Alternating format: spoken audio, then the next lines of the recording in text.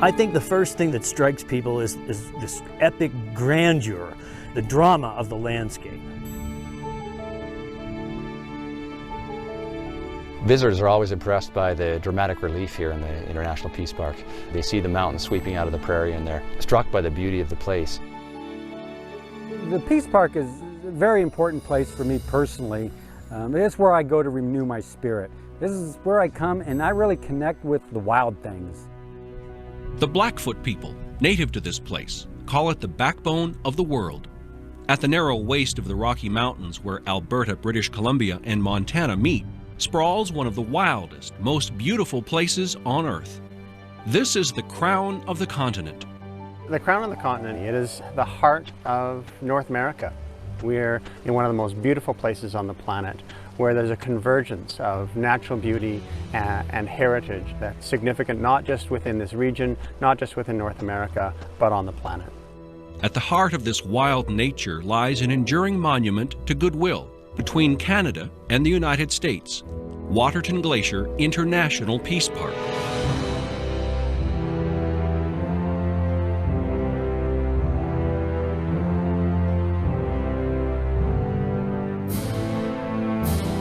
Established in 1932 by the U.S. Congress and Canadian Parliament, the Peace Park is a model now embraced across 5 continents. But the origin was a distinctly local idea led by small-town Rotary clubs in Alberta and Montana. The origin of this park came from the passion and heartfelt sense of presence from the local people. It was the local people who said, this place is special. This place needs to be protected for people for all times. Crown of the continent is the whole area of BC, Montana, and Alberta that surrounds Waterton Glacier International Peace Park. And the Peace Park is the jewel in the center that holds us all together, gives us a vision of how strong we can be together and how special it is to preserve what we have here. The ecosystem doesn't recognize a border. The bears, the cougars, the elk that pass through our world have no knowledge of the border. We are one ecosystem, and it's important to recognize that, and that Canada and the United States work together to recognize the importance of the interconnectedness, not just of that one ecosystem, but of our nations, our countries, and ultimately our people. One of the reasons we have this spectacular beauty and the wonderful wildlife we do is because we share that ecosystem and we try to manage it cooperatively. When you stand on the hill at the Prince of Wales Hotel and you look up Waterton Lake, you see beyond all borders. You see that here nature truly knows no political boundary, and by working together we can embrace what that really means, which is integrity of ecosystems, which is integrity of wildlife habitat, which is free-flowing wild clean rivers. It's all those things that you can see and impact by working and living and preserving the Crown of the Continent area. The concept of international cooperation to protect this place was born soon after Waterton Lakes National Park was established in Alberta in 1895 and Glacier National Park in 1910. The first superintendent of Waterton, George Kootenai Brown, would often philosophize with a ranger from Glacier, Albert Henry Reynolds. In such a place of grandeur, they agreed, the international border was artificial and unwanted.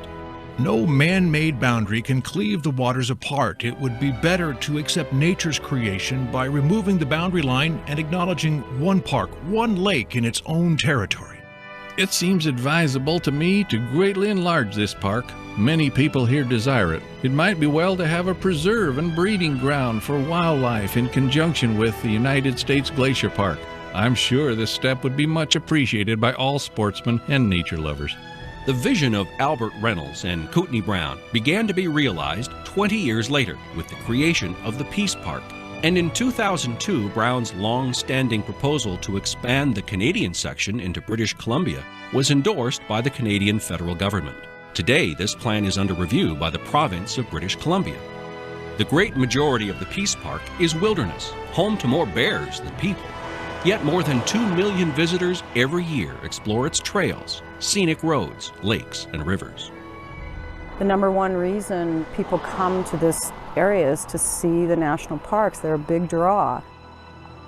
Our visitors that we take out into the backcountry and on the rivers, they just have this awe and wonder when they see this place for the first time. They're truly amazed at the pristine beauty, and it's really the same views and vistas that people experienced 100 years ago, and it's the same views and vistas that we want people to see 100 years into the future.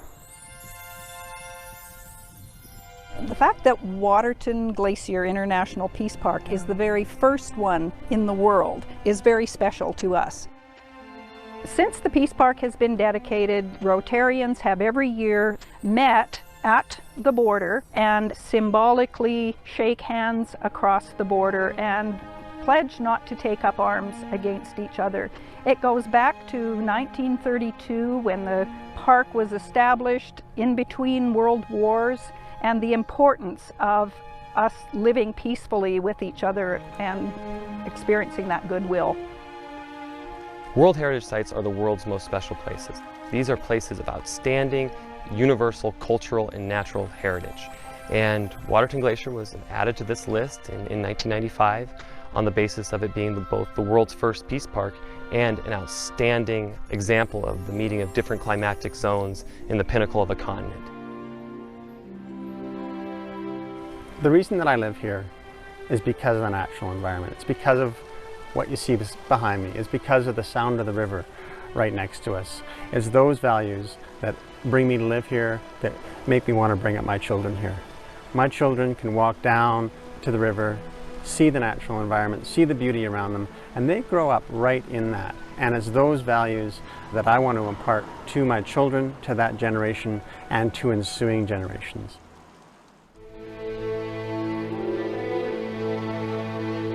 If you look at the challenges facing Waterton Glacier International Peace Park, many of them are from outside the park. And these threats are real and they're imminent in terms of what they could mean for native fish, what they could mean for grizzly bears, and what they could mean for water quality. Tribes and First Nations in both countries have increasingly added their voices to protect lands that have been under their stewardship for millennia. You can't live without water. All the development they've done everywhere, they've ruined the water.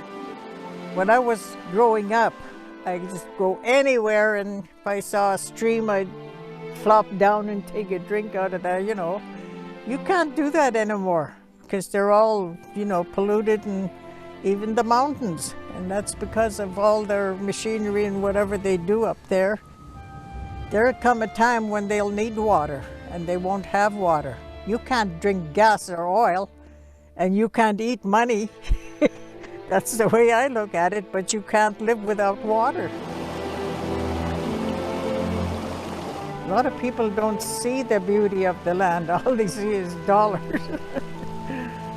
We lived without money, and we survived. Our people did.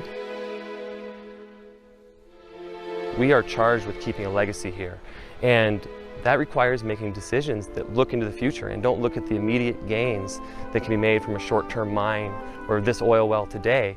We're really taking the step back and saying, what do we want this place to be like for our children and grandchildren? We have to prepare. We have to really look at how we can work together in a way across international borders and say, this is a national treasure that we all cherish, and how can we protect this for our kids and grandkids? That's, I think, what we're going to be remembered for.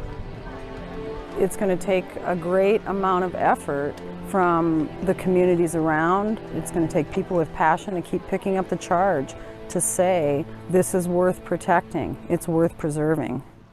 One of the looming challenges facing the world and the crown of the continent, as much as anywhere, is climate change. Some people actually sometimes refer to this as the park formerly known as Glacier National Park, because we will be, without any glaciers at all, they will all have melted by about 2020. We've got about 23 glaciers left, down from 150 of 100 years ago, and they're just melting very fast. The melting of glaciers and glaciers certainly has a great symbolic value, but behind that is the changes in the hydrology and the water cycles that are occurring to cause that. Instead of getting snow in the winter, we're getting more rain. everything is affected by that water table. And so while it certainly is a shame to lose the glaciers, losing the water storage capacity and the hydrologic changes that have occurred as a result are probably even more significant. Despite the challenges, many scientists believe that the crown of the continent may be one of the most hopeful places on Earth for preserving wildlife and clean water. I'm hopeful in the optimistic sense that if people who know what's at stake here can come together and make decisions that I think will benefit everyone in the long run. We're trying to figure out ways that we can put together adaptive strategies to be able to make our International Peace Park, the World Heritage Site, as resilient as possible and keep the entire area as viable both from an ecological sense but also from an economic sense. The Peace Park is symbolic of wonderful things around the world, and it has expanded to all the communities in Montana, in British Columbia, in Alberta, who all work together and understand that we have something very special here that we can work together to preserve, enhance, and celebrate.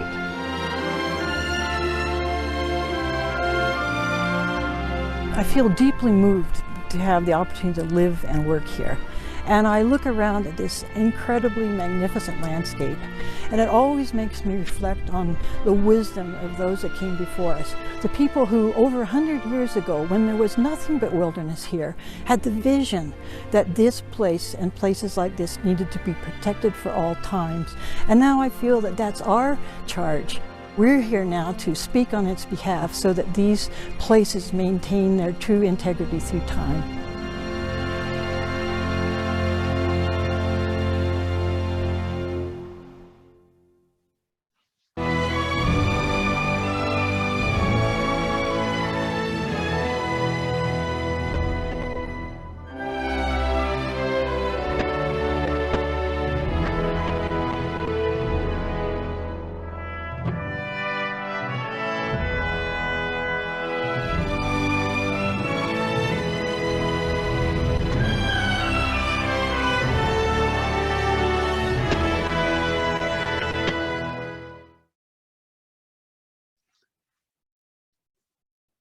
Well, that was wonderful.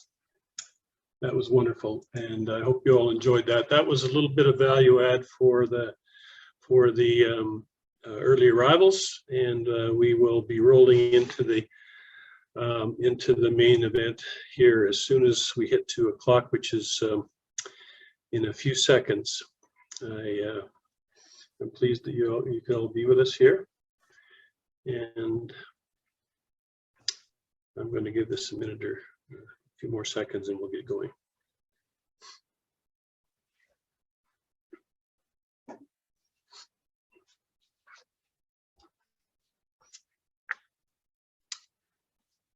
All right, it is 2 o'clock. Let's start on time. And I would just like to say good afternoon to Rotarians and honored guests.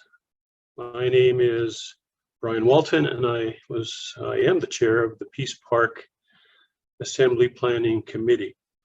Welcome to the 2021 Virtual Peace Park Assembly. I'm glad that you were able to join us today, and I'm delighted to see all of you, even if it is virtually, as we build piece by piece. While we are extremely disappointed that we couldn't meet in person, the spirit and friendships that drive the Peace Park Assembly are still very much alive. I can tell you that the program we put together over the past 9 months has been trimmed back to focus on topics related to Waterton Glacier International Peace Park. I'm grateful for the ideas, the insights, and guidance I received from our planning committee, which includes the following individuals: Terry Allen, Charlene Bearden, Glenn Coulter, Bill Gordon from 5370, Al Johnson, David Kennard, also from 5370, Steve Mason, Toby Oswald Felker, Michael Zakarki, all of whom were from 5360. We were also joined on a regular basis by Ed Handel, the president of the Waterton Glacier International Peace Park, Association, as well as our district governor from 5360, Martin Parnell. And a final thank you to Charlene Bearden, who is the administrator for 5360, for helping us with the registration. Can I have a round of applause for my team and for the time and commitment to Peace Park Assembly?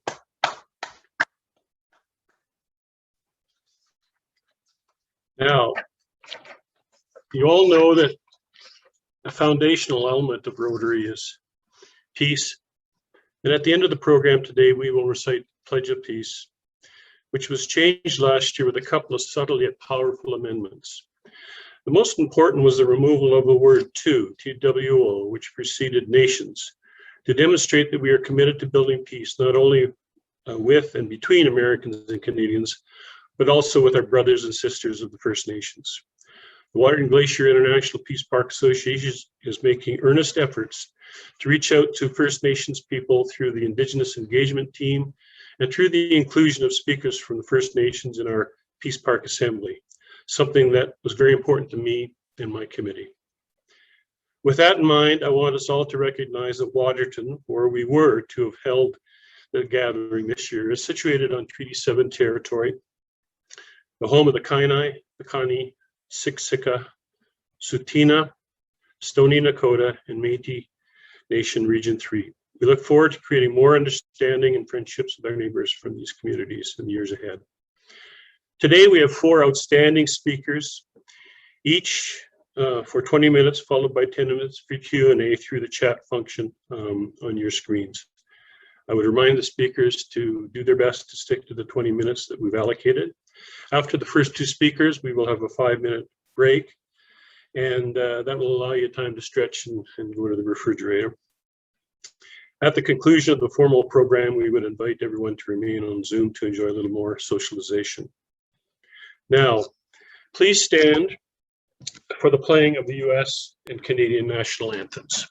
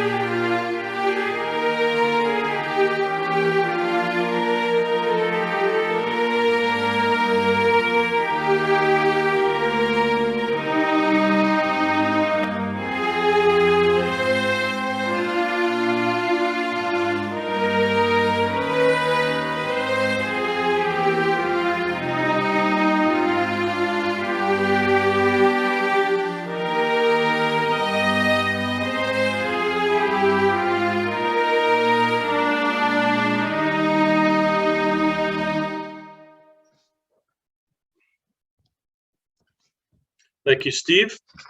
I would like to now call upon Terry Allen to introduce our first speaker. Terry.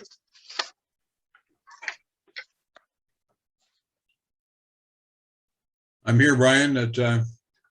Thank you very much, and we appreciate everybody's attendance today. It's very important for us to continue this event. I'm pleased to introduce Jeff Mao. Jeff has served as the superintendent of Glacier National Park since 2013, during which he has been focused on climate change, tribal relations, visitor use management, and transboundary conservation. He is currently serving in a temporary assignment as the regional director for the National Park Service in Alaska. Jeff has been a Rotarian for over 15 years. He served as club president in Seward, Alaska, and currently is a member of the Kalispell Daybreak Club. One of Jeff's most favored accomplishments has been the relationship between the Blackfeet tribe in Montana and Glacier National Park. Recently, the Tribal Council conferred on him a Blackfeet name, Holy Backbone. Several years ago, Jeff listened to a presentation here in Waterton about establishing an international Peace Park Center. Since then, he has borrowed that vision, taken it back to the park, and in coordination with several other partner organizations, is developing the Waterton Glacier International Peace Park Center at the Wheeler Camp on Lake McDonald. Jeff? Thank you. Well, it's so great to join all of you virtually. I am in Anchorage, Alaska today. I'm sorry that we aren't meeting in person, and you know, who knew that we'd be doing this for the second year in a row. I'm going to go ahead and share my screen at this point, and would plan to take this time to share with you, some of the things that have gone on this last year that of particular note. I've haven't been around for many of them, but I've certainly kept abreast of them closely. And likewise, I would like to begin with an acknowledgement that Glacier National Park is the traditional homeland of Blackfeet, Salish, Kootenai, and Ktunaxa peoples, and that we certainly recognize their traditional use, but also their current use today. And as mentioned before, I've made it a focus of mine to enhance and improve that relationship and the visibility of our indigenous peoples in the park. Certainly, I also want to acknowledge the great relationship we have with our local counties, or local surrounding communities in and around the International Peace Park, whether it's both in Canada and the United States. But as I have said, maybe you've heard me say this before, that I've never worked anywhere where I felt that the local communities felt so connected to their national parks. And again, so much of what we do would not be possible with partners like Rotary, the Peace Park Association, nonprofit partners, tribal partners, even commercial partners, all of whom that we work with on making what we provide for our the millions of visitors that we get to these lands. And of course, acknowledge the staff and their roles, and particularly in the last couple of years has been very, very different than what we've been able to offer in the past. And so their adaptability and flexibility, just in the face of so much uncertainty we've had with the pandemic. I might just do a little maybe commercial promotion for a series of podcasts that I'm not sure if you are familiar with. We call it the Headwaters podcasts that have been done by a couple of staff at Glacier National Park, sponsored by the Glacier National Park Conservancy. But the very first episode speaks to the International Peace Park and its relevance and its importance.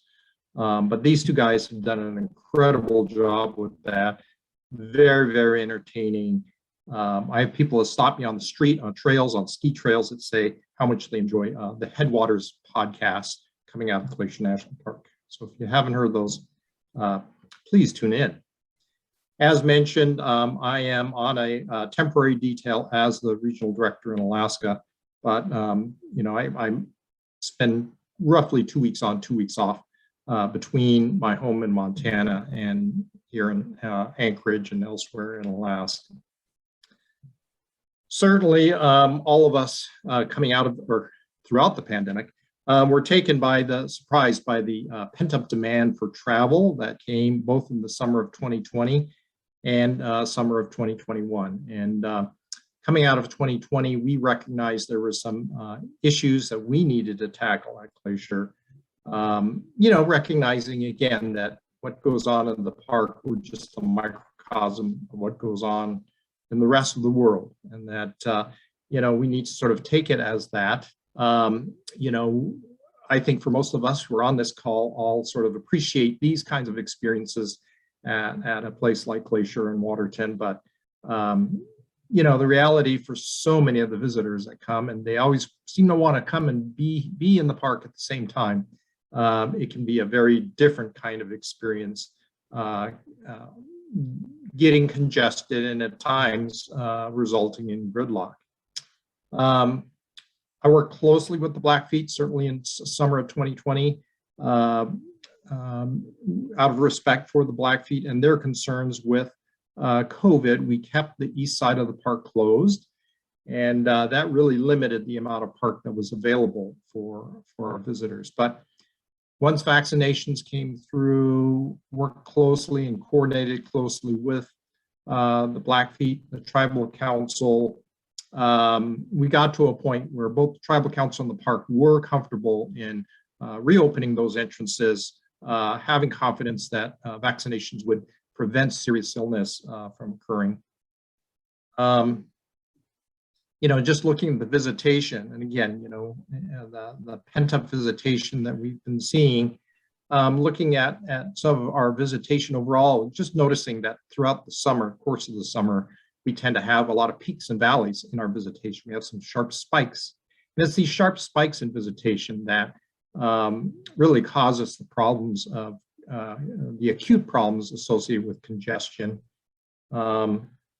Again, just showing sort of our visitation leading up through the years since 2010, how much our visitation, peaking in 2017 with 3.25 million visitors having come through Glacier National Park, 3 million in 2019, and significant change in 2020. But I can tell you 2021 is going to look a lot more like something on the order of 2015 or 2016 is what we're looking at, with all the COVID mitigations in place. And of course, one of the big struggles is that our season is so short, that things really don't get ramped up until the beginning of June, and then they can taper off very quickly once we have some of those significant snowstorms that tend to come through. In 2020, we found ourselves at the west entrance in West Glacier, having to close that entrance 29 times over the course of 25 days in the summer of 2020. And every time we closed that entrance, it would result in these backups, of course, that let out onto Highway 2 and created congestion for other traffic just trying to go by the park. So going into 2021, we said we needed to work on that. Also, construction, infrastructure bills, infrastructure interest, addressing highway needs has come back in a strong way, and also was going to, we anticipated would cause us challenges in 2021. So we had some very basic goals lined out for this last summer of what we wanted to do to avoid having to do those closures at the west entrance, to improve the visitor experience in the park, getting the west side reopening, and try to distribute visitation across the day and the season more evenly if we could.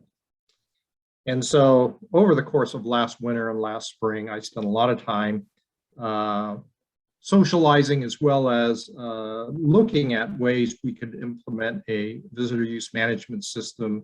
We called it ticketed entry, requiring that visitors coming to the park would need not only their park pass or pay their entrance fees as they normally would, but in addition, you need a reservation for that day, an entry reservation, and or you could have a service reservation. That is, if you had a room at one of the lodgings in the park, you had a campground, a campsite reserve. You had a riding a red bus tour or riding one of the boat tours. Those all served as your entry reservation under this system. The reservations themselves cost $2, but you had to go online to recreation.gov to get these reservations. Really quick overview of that and what it was like. We implemented, I think, the beginning going into the Memorial Day weekend through the Labor Day weekend. And just to share with you really quickly some of the results that we found comparing our visitation from 2019 to 2021, because our visitation numbers were much more similar, that in 2021, we really were able to sort of knock the peaks off a little bit and to spread the use out a little bit more. I think as reservations only were available, limited reservations each day, it spread that use out throughout the summer a little bit more evenly than what we've seen before. And also looking at the number of vehicles through the day. And this is a graph that shows, 2 peaks. Our reservation system only existed between 6 in the morning and 5 in the afternoon. It wasn't a 24-hour thing, which meant if you got into the park early, you didn't need a reservation, and you were allowed to come into the park after 5, you didn't need a reservation. And you can see the result on the graph of what that did for visitor distribution. It definitely, instead of one large peak at middle of the day, we ended up with peaks early in the morning, late in the day. This is at least at the entrance stations, which is definitely a broader visitation. The lower left, now this was an outcome that sort of came about organically, is we realized that so many people would come to the park and not have a reservation. So we created this ticket corral for people who didn't have reservations, where they could come in and they would meet with a ranger and talk, and we would either help them find a reservation or give them the alternatives of what they could do until they could get in without a reservation. And through that process, we contacted almost 350,000 visitors through this ticket corral. And so it turned out to be a significant visitor contact point for many of our visitors.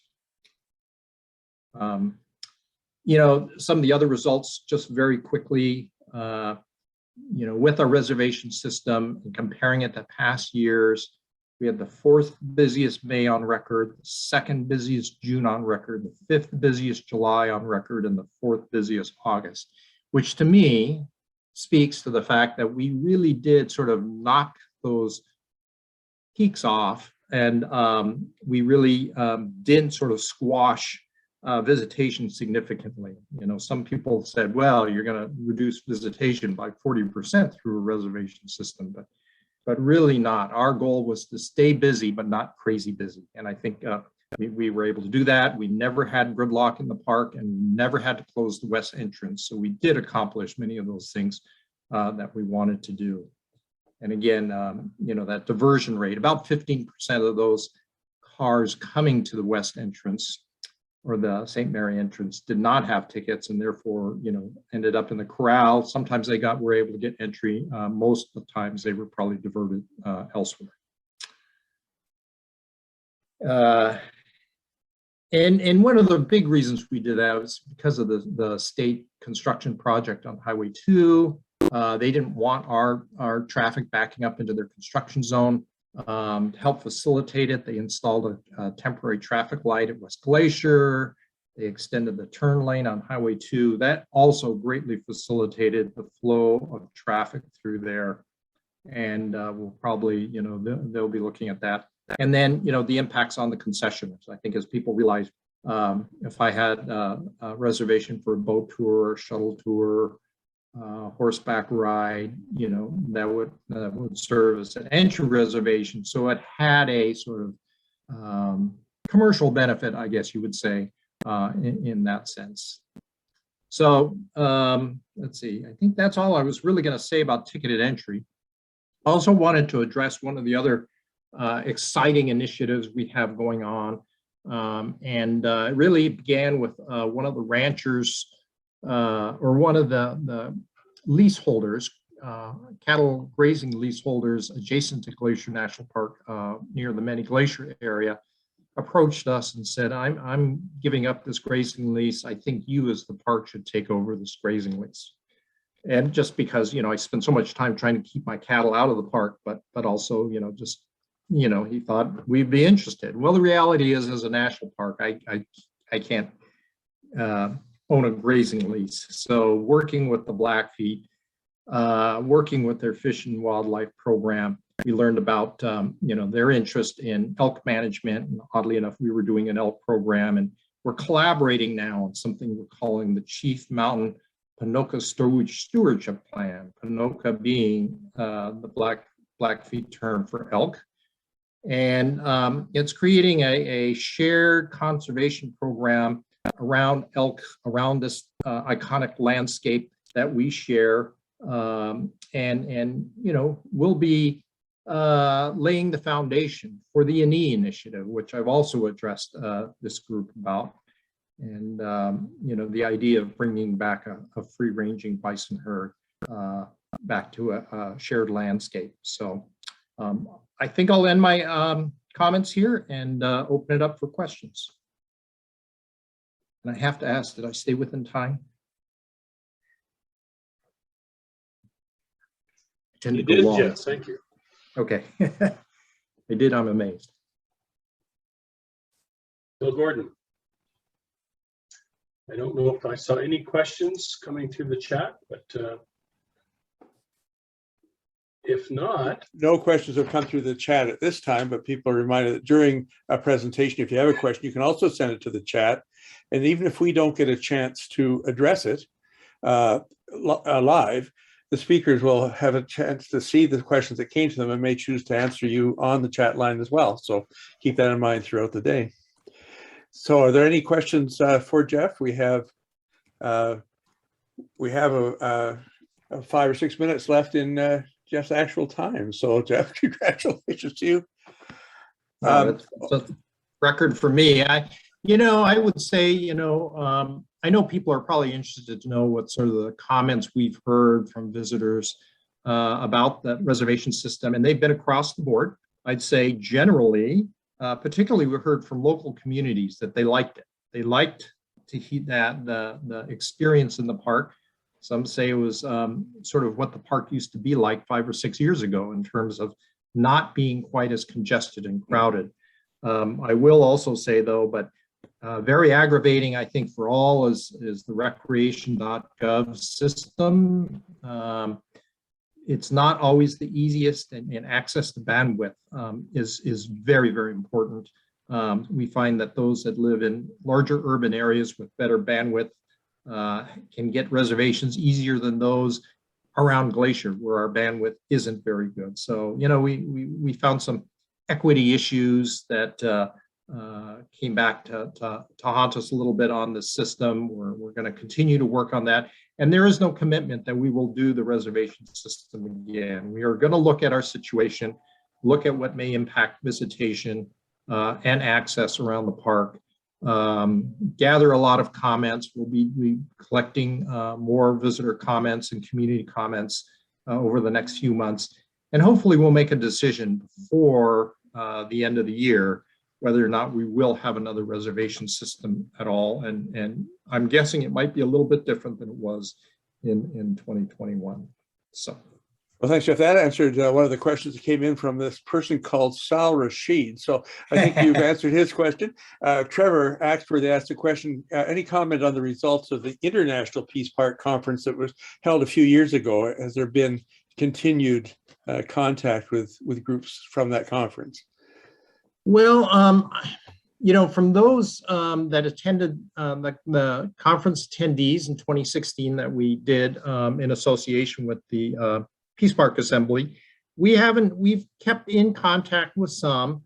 There's still an interest in continuing that dialogue, but I can tell you what's really come forward lately is under the new Biden administration, as well as the current Trudeau government in Canada, the idea of, I think it's called 30 by 30 initiative, has really generated a lot of transboundary discussion about conservation. And in fact, Leroy Littlebear was one of the panelists for a session that we had, I think just last week, and maybe I could share the link if you'd like to hear that recording about transboundary conservation between Canada and the US, that in furthering these conservation efforts and working with tribes and First Nations, it sort of helps accomplish what both governments seem to be interested in, and that is,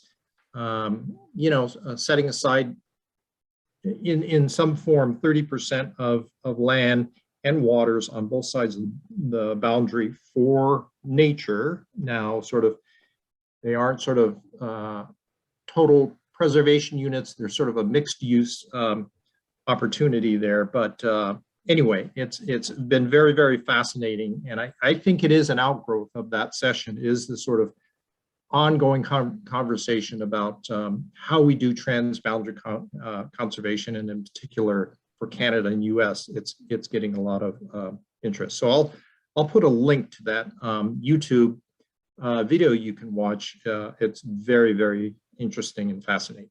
So thank you. And one final question.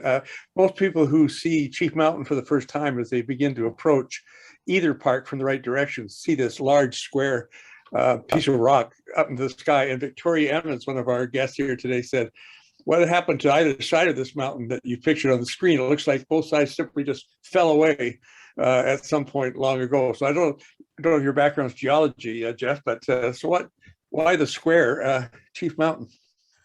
Well, I think it has to do with the what we call, I like to call myself a recovering geologist, but it is the fracturing or joint sets that control the erosion patterns.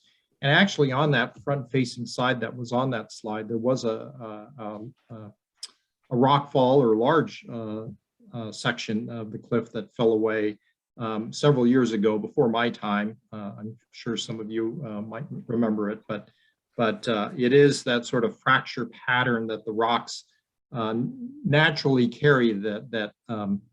So it's actually more remarkable that it's as cohesive as it is than it is that it came out so square.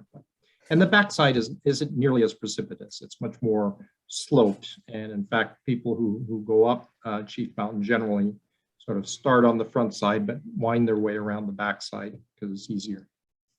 Well, thank you very much.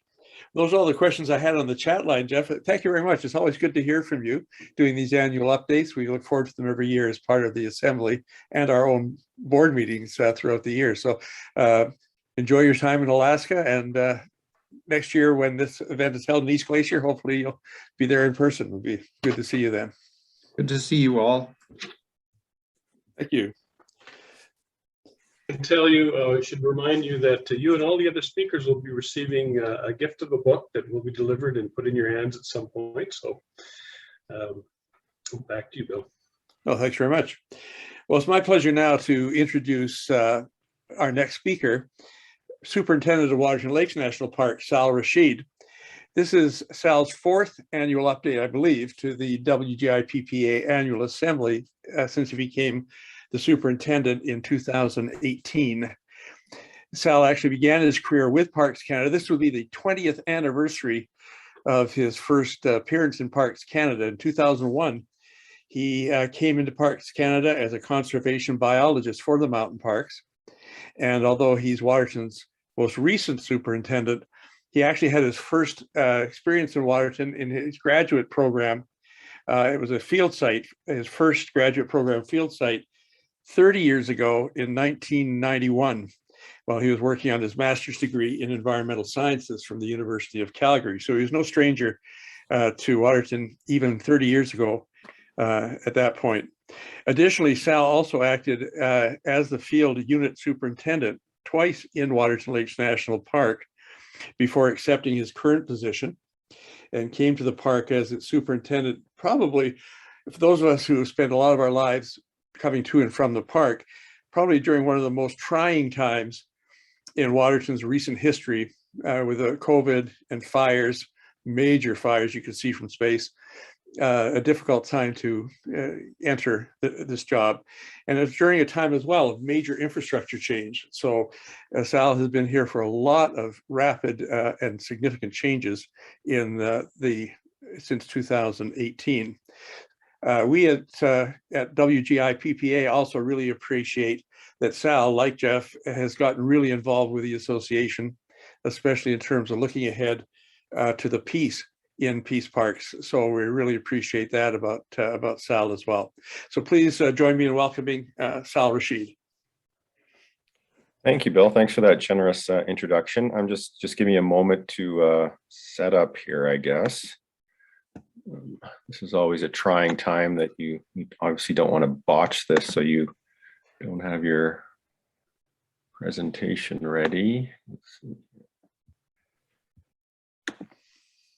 Okay, can someone gives me a thumbs up that that's visible?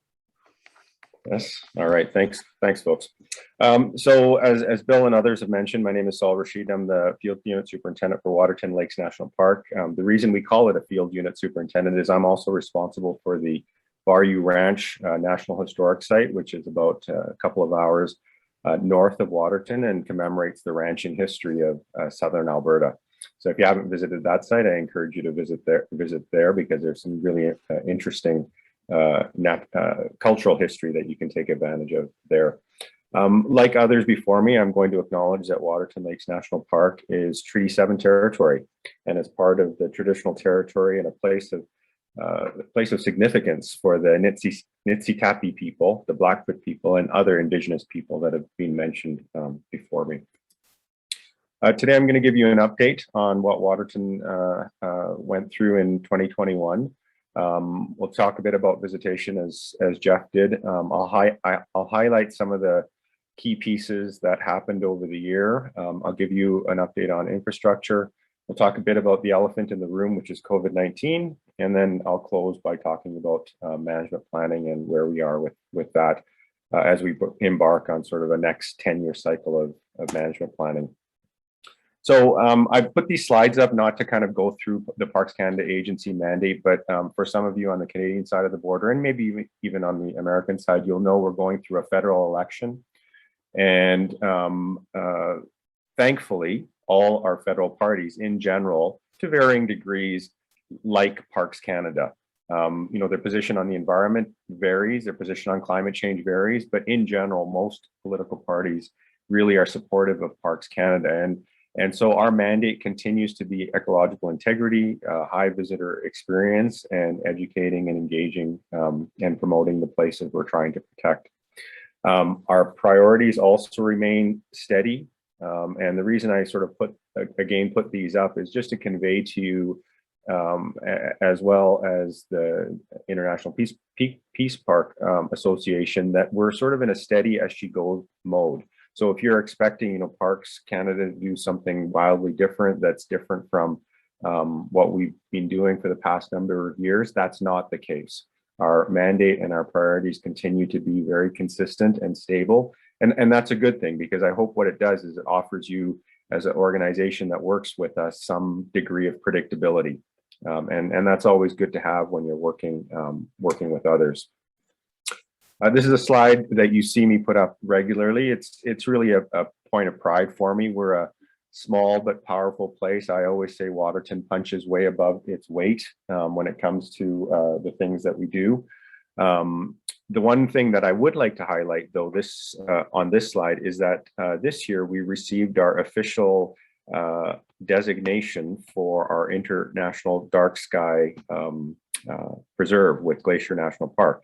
In 2017, we sort of got a notional approval and provisional status for dark sky, and in 2021, with a bunch of work that our teams did, changing fixtures and installations and that sort of thing, we now are official international dark sky. And in fact, I believe we're the first international shared park dark sky reserve. So that's a real point of pride for us as well.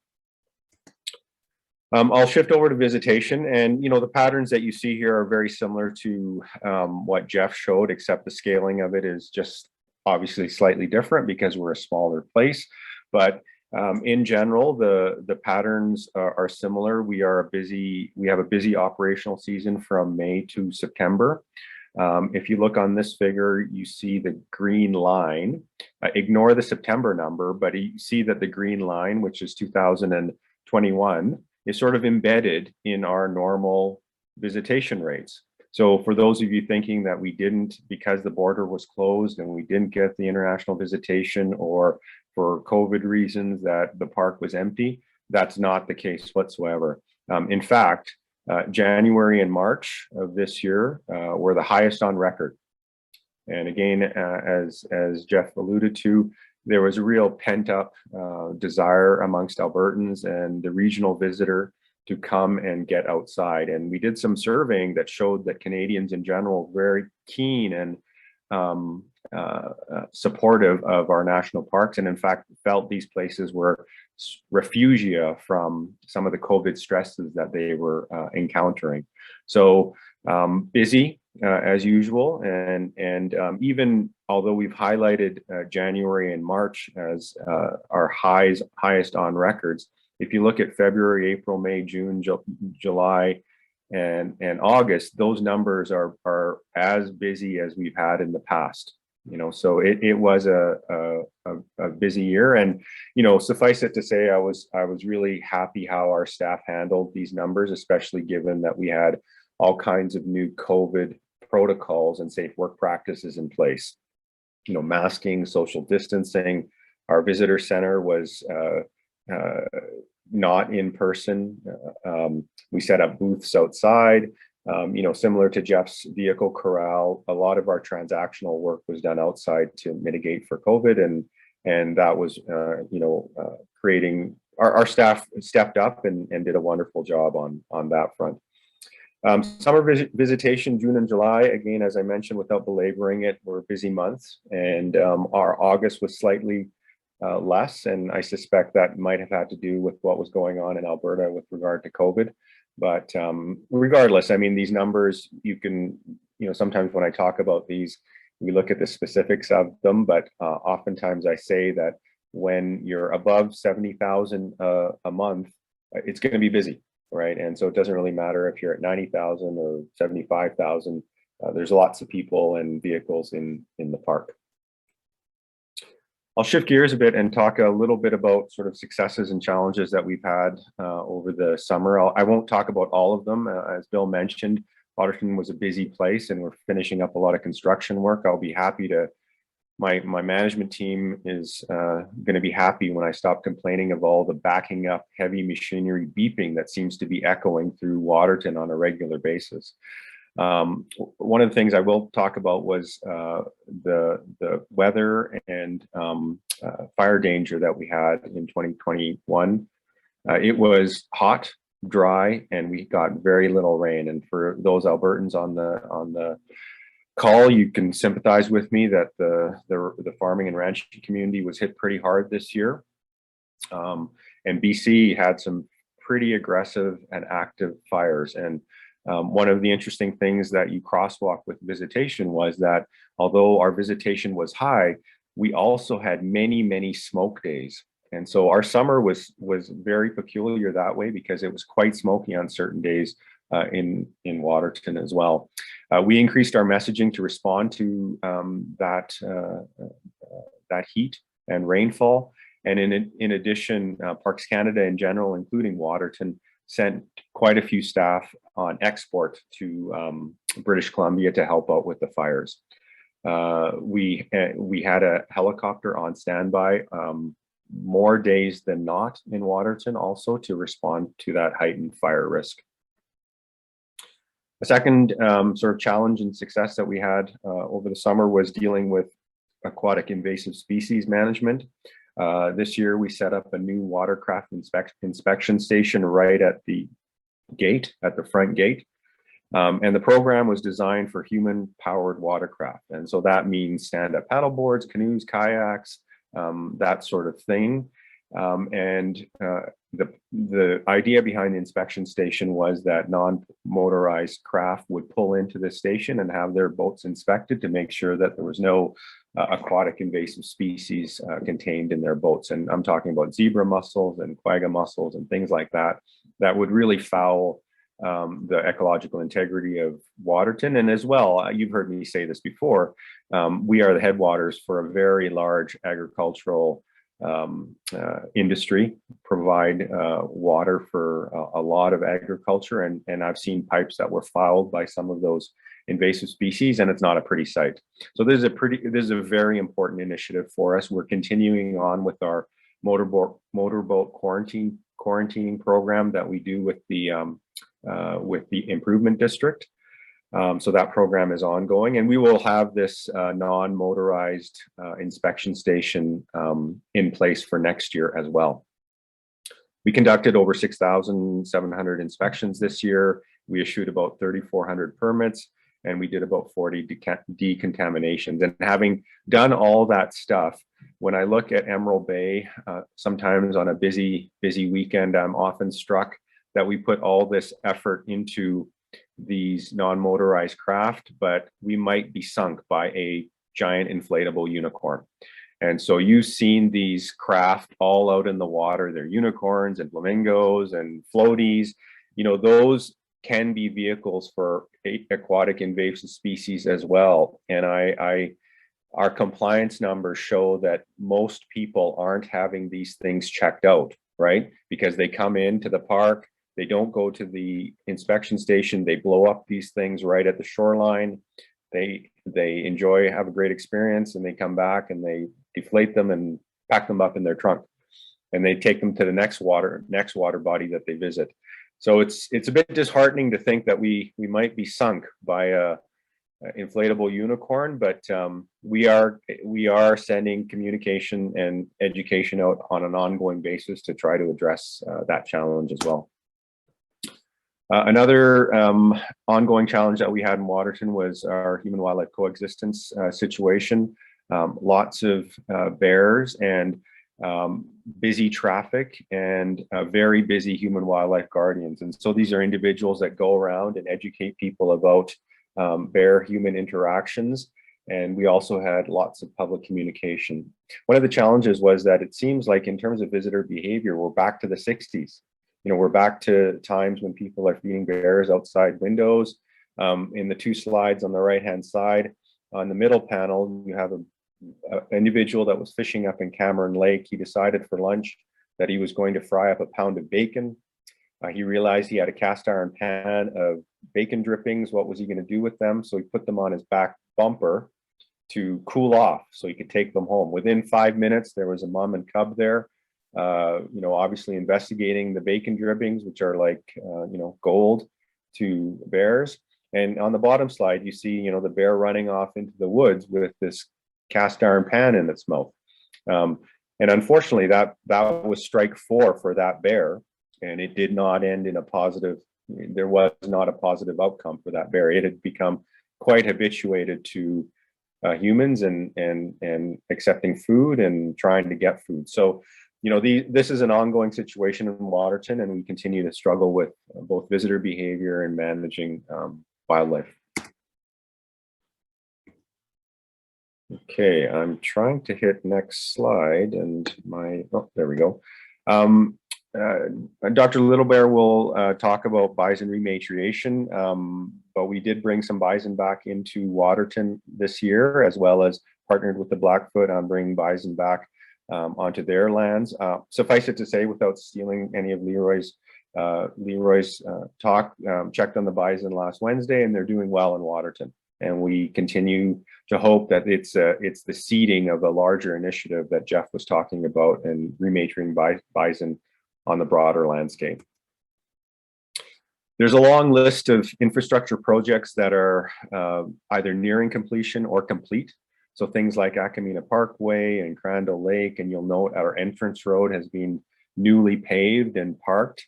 I will focus a little bit on the Visitor Reception Center. Just last week, we received substantial completion on the build of the Visitor Reception Center. The buildings are not open yet, the grounds are open. And so we are now just doing final touches on the interior of the building. And we anticipate some kind of opening later this year once those final touches are done on the interior of the building. So that really will be the focus of work for 2022 for my team, is how do we operate this building? It really is a bit of an iconic visitor center now for Parks Canada and Waterton, and we feel that it will draw in more visitors as well as increase the length of the visitation season as well, because there'll be more people potentially coming in the shoulder season to take in that visitor center.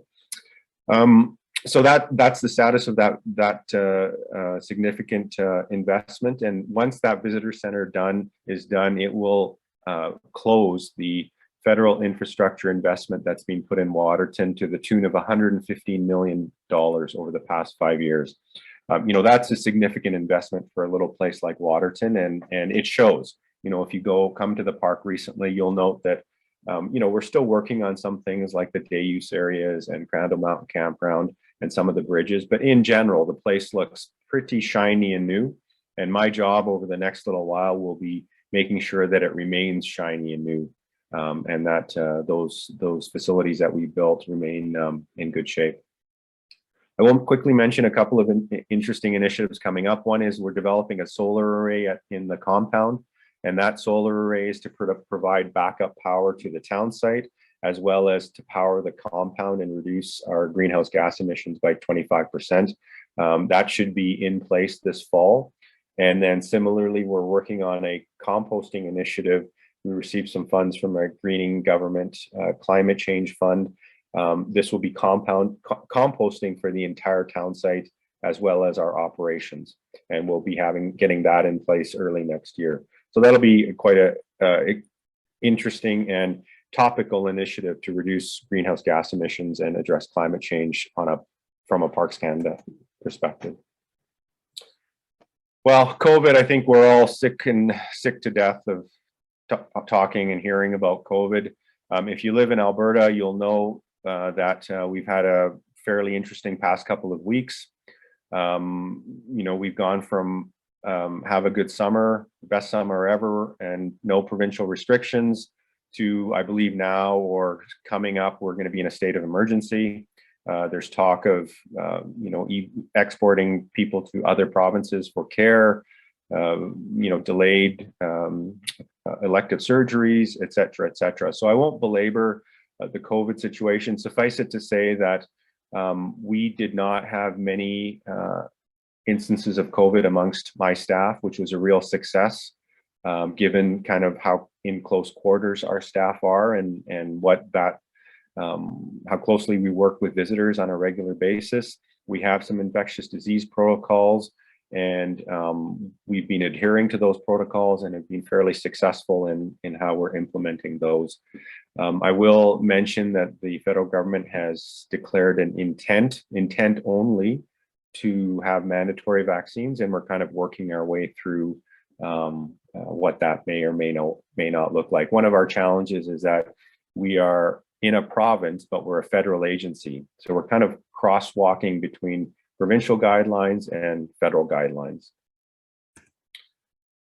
Finally, I'll end on two things. One, a management plan, and I'd like to show a video if I can pull it off technologically. So the management plan, the draft plan is complete. We received quite a bit of feedback on the draft plan. We received over 443 survey responses. We're processing those comments, and we're going to develop a second What We Heard report. So if you go to the Waterton website, you'll find a first generation What We Heard report from that first round of consultations. We've sure been challenged because all of it's been done remotely and by screens. And, as our CEO says, one of the things COVID has taught us is that we can do these meetings and these big interactions via technology. Technology is catching up and facilitating all of this. At the same time, it's not the same, and I think we'd all rather be there in person doing this, but we at least have the tools in place to take care of it remotely. We'll produce a second What We Heard report. We'll finalize the plan, and we intend to table it in Parliament sometime next year. And I'd be remiss if I didn't mention we're in the middle of a federal election, and that might kind of throw a little bit of a small wrench in how we go about delivering that management plan. So that's a summary of Waterton 2021. One of the things that happened over the course of the summer was that the U.S. consulate in Calgary, the consul general wanted to end her 4-year term in Waterton with her staff. So her staff came to Waterton and they wanted to produce a video. And I thought it would be a family home movie style video that they would be producing. Unbeknownst to me, they had hired some professional videographers. They had collaborated with Glacier National Park, and they produced this video, which really, in my mind, is something that both Glacier, Waterton, and the association itself can really be proud of. And what I'd like to do, it's only 5 minutes long, and if I can make it happen, I'd like to show this video because it's really a source of, when I saw it, I really felt that it was an excellent product, and really actually quite proud of it. So I'm hoping that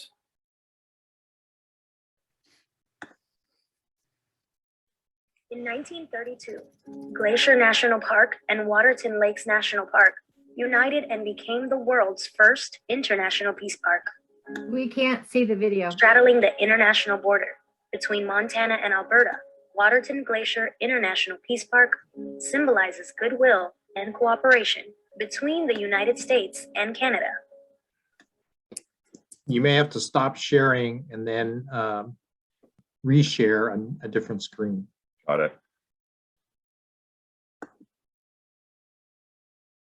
Sounded good though. Awesome. There we go.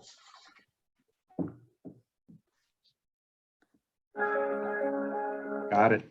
Looks good.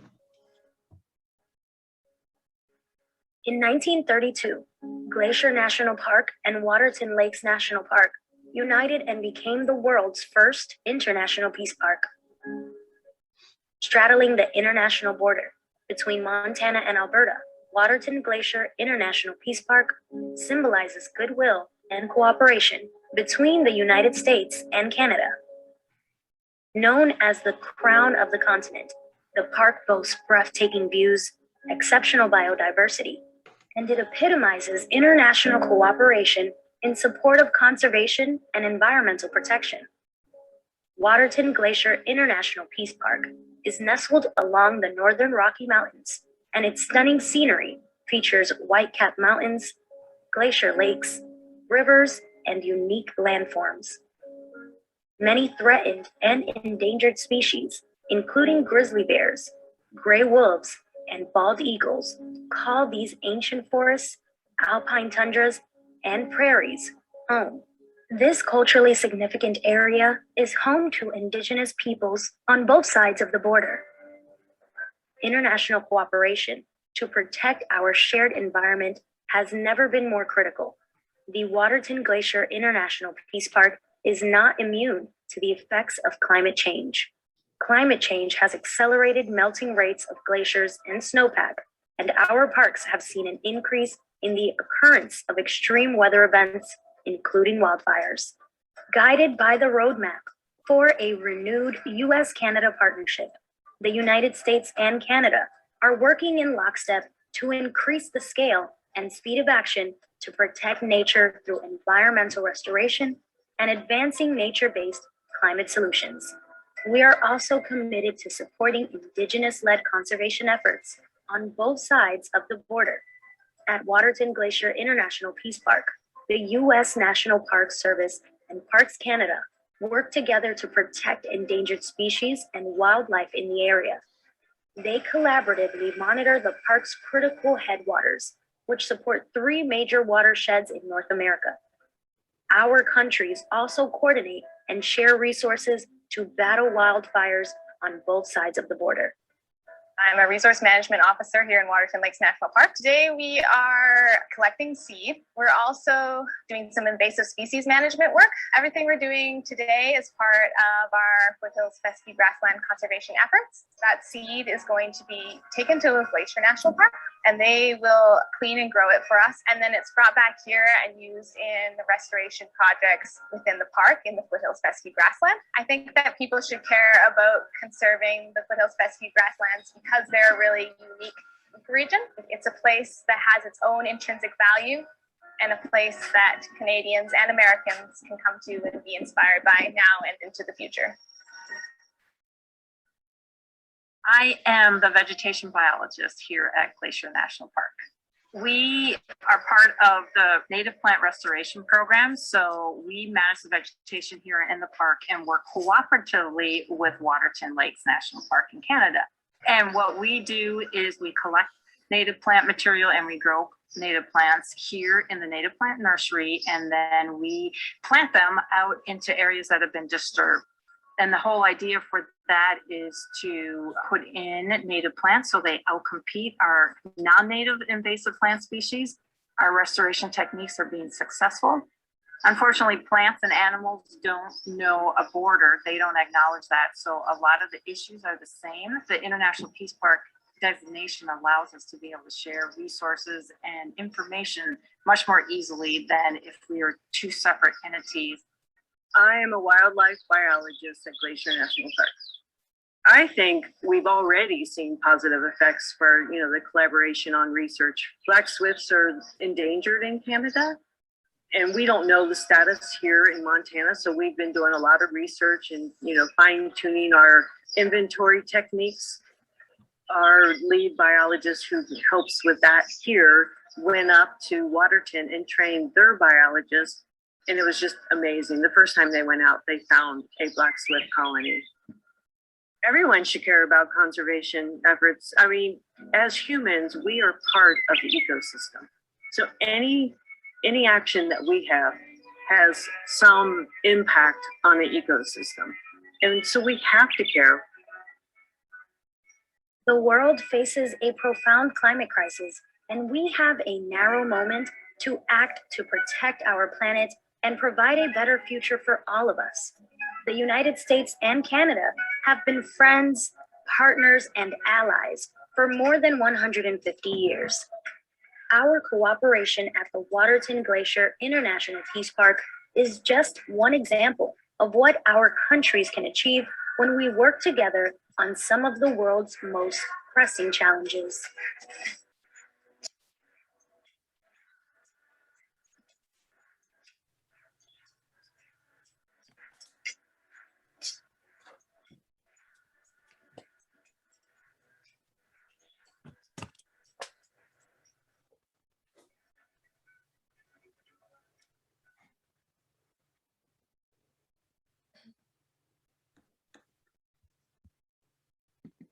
Okay, so clearly home videos are getting better and better, because that was not your typical home video that I was expecting when they came up and did their work. So I'll stop there. I'm happy to entertain any questions, and yeah, we can go from there. Well, thanks very much, Sal. And we have a few minutes. Maria has asked if that link can be posted for that video so that that people online here can find that. And you may have noticed that Jeff also posted a link to a video he described as well. If you go into the chat room, you'll find the links there. Are there any other questions? We have a couple of minutes left here. Any questions of Sal? Well, Sal, thanks very much for this. I always look forward to your updates as a constant visitor to the park as often as I can be. It's nice to see the things that have happened in the last year or two, and I look forward to seeing it again soon. So thank you very much on behalf of the group. You're welcome. We are going to take a short break so people can stretch, etc. We're going to reconvene at 10 minutes after 3, so you have about 10 minutes in between to to take a break, and then we'll be back with you at that time. You can continue to post questions or comments onto the chat line. There was a group that discussed mussels during the video and what was good or bad about mussels, including the fact they slice your skin like a razor. I felt that was a fine description on the chat room. So please do feel free to continue to put comments there. We'll see you at 10 after 3.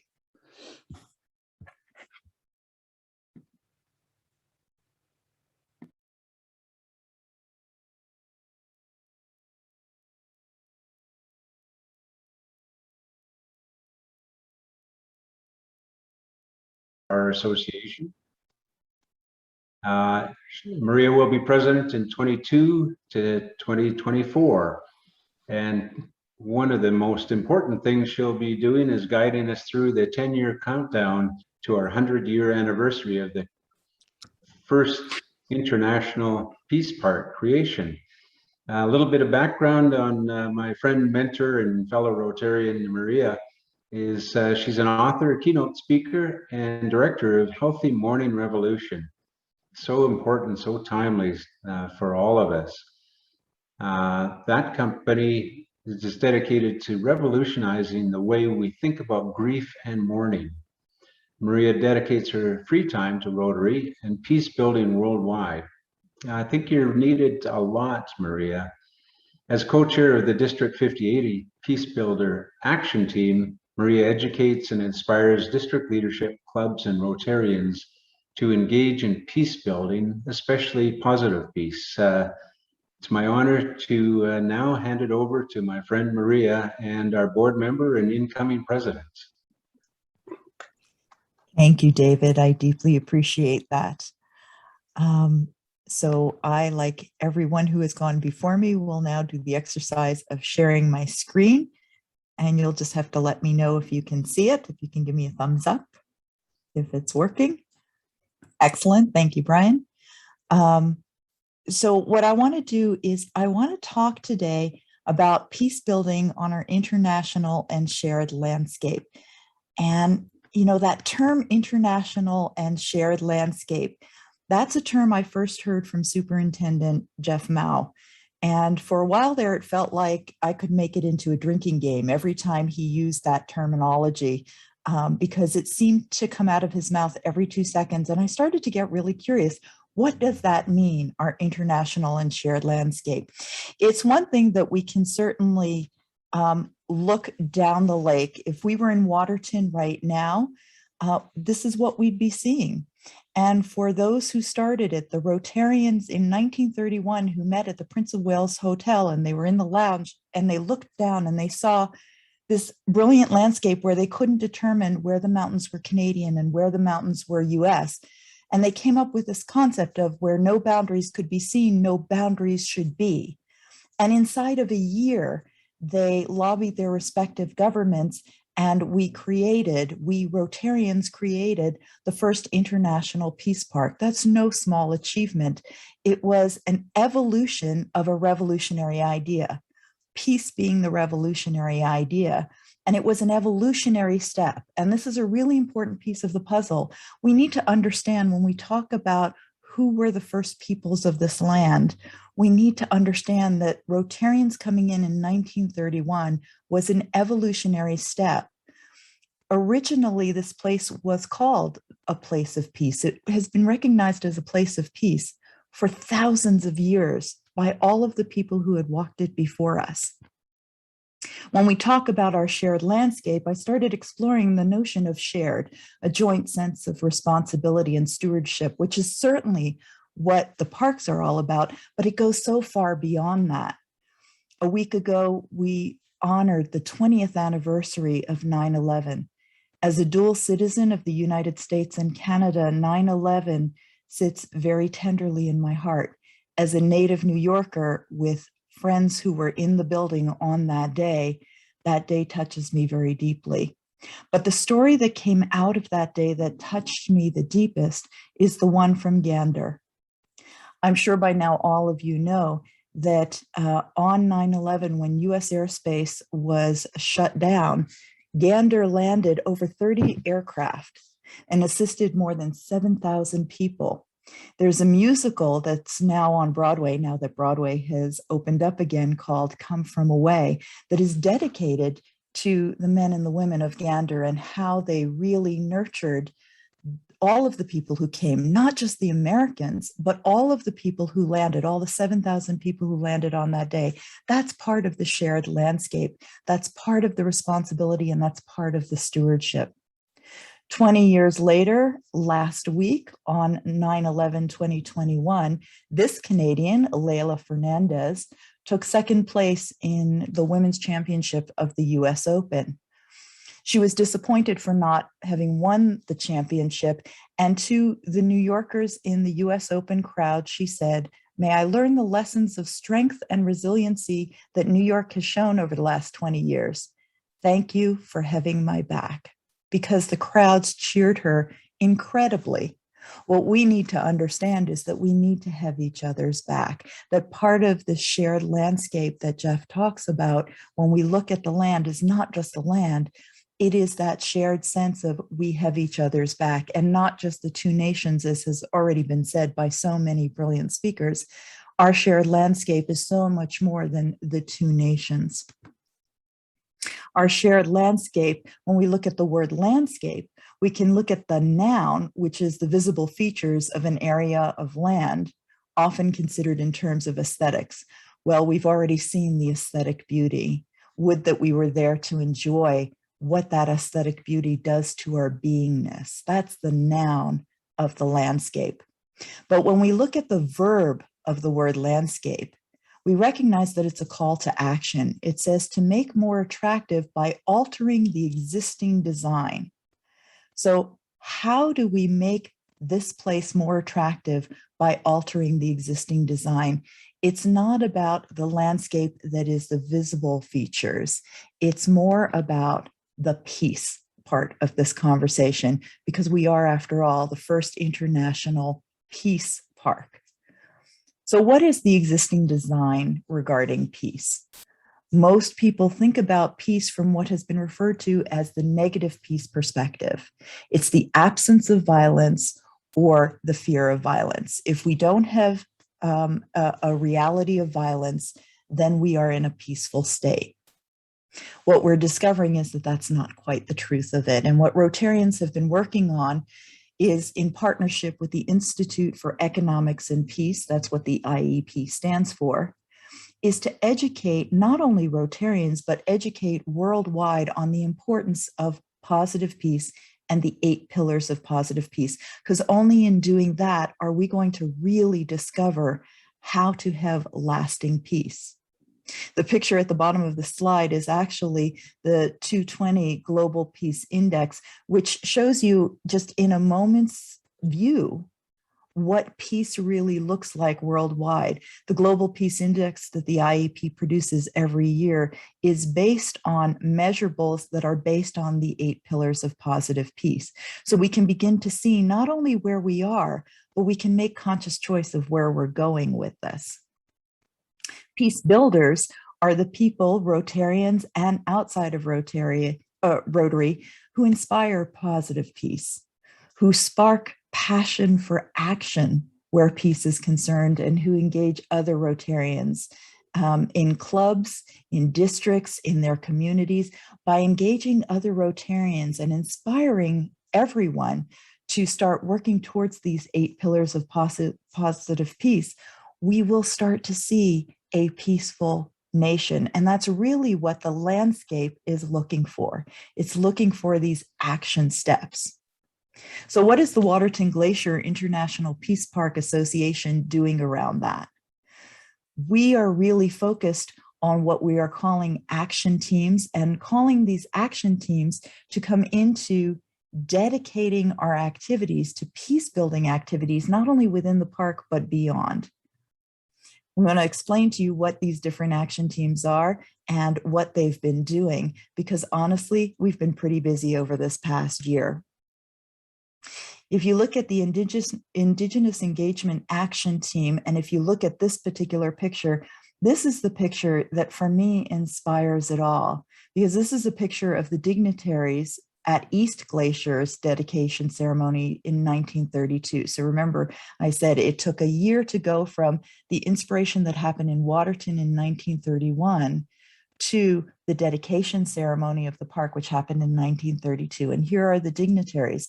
And you will see here that there were representations from the Indigenous community. So the Indigenous Engagement Action Team is all about focused on connection and communication between all parties, engaging the Indigenous population of both parks and beyond.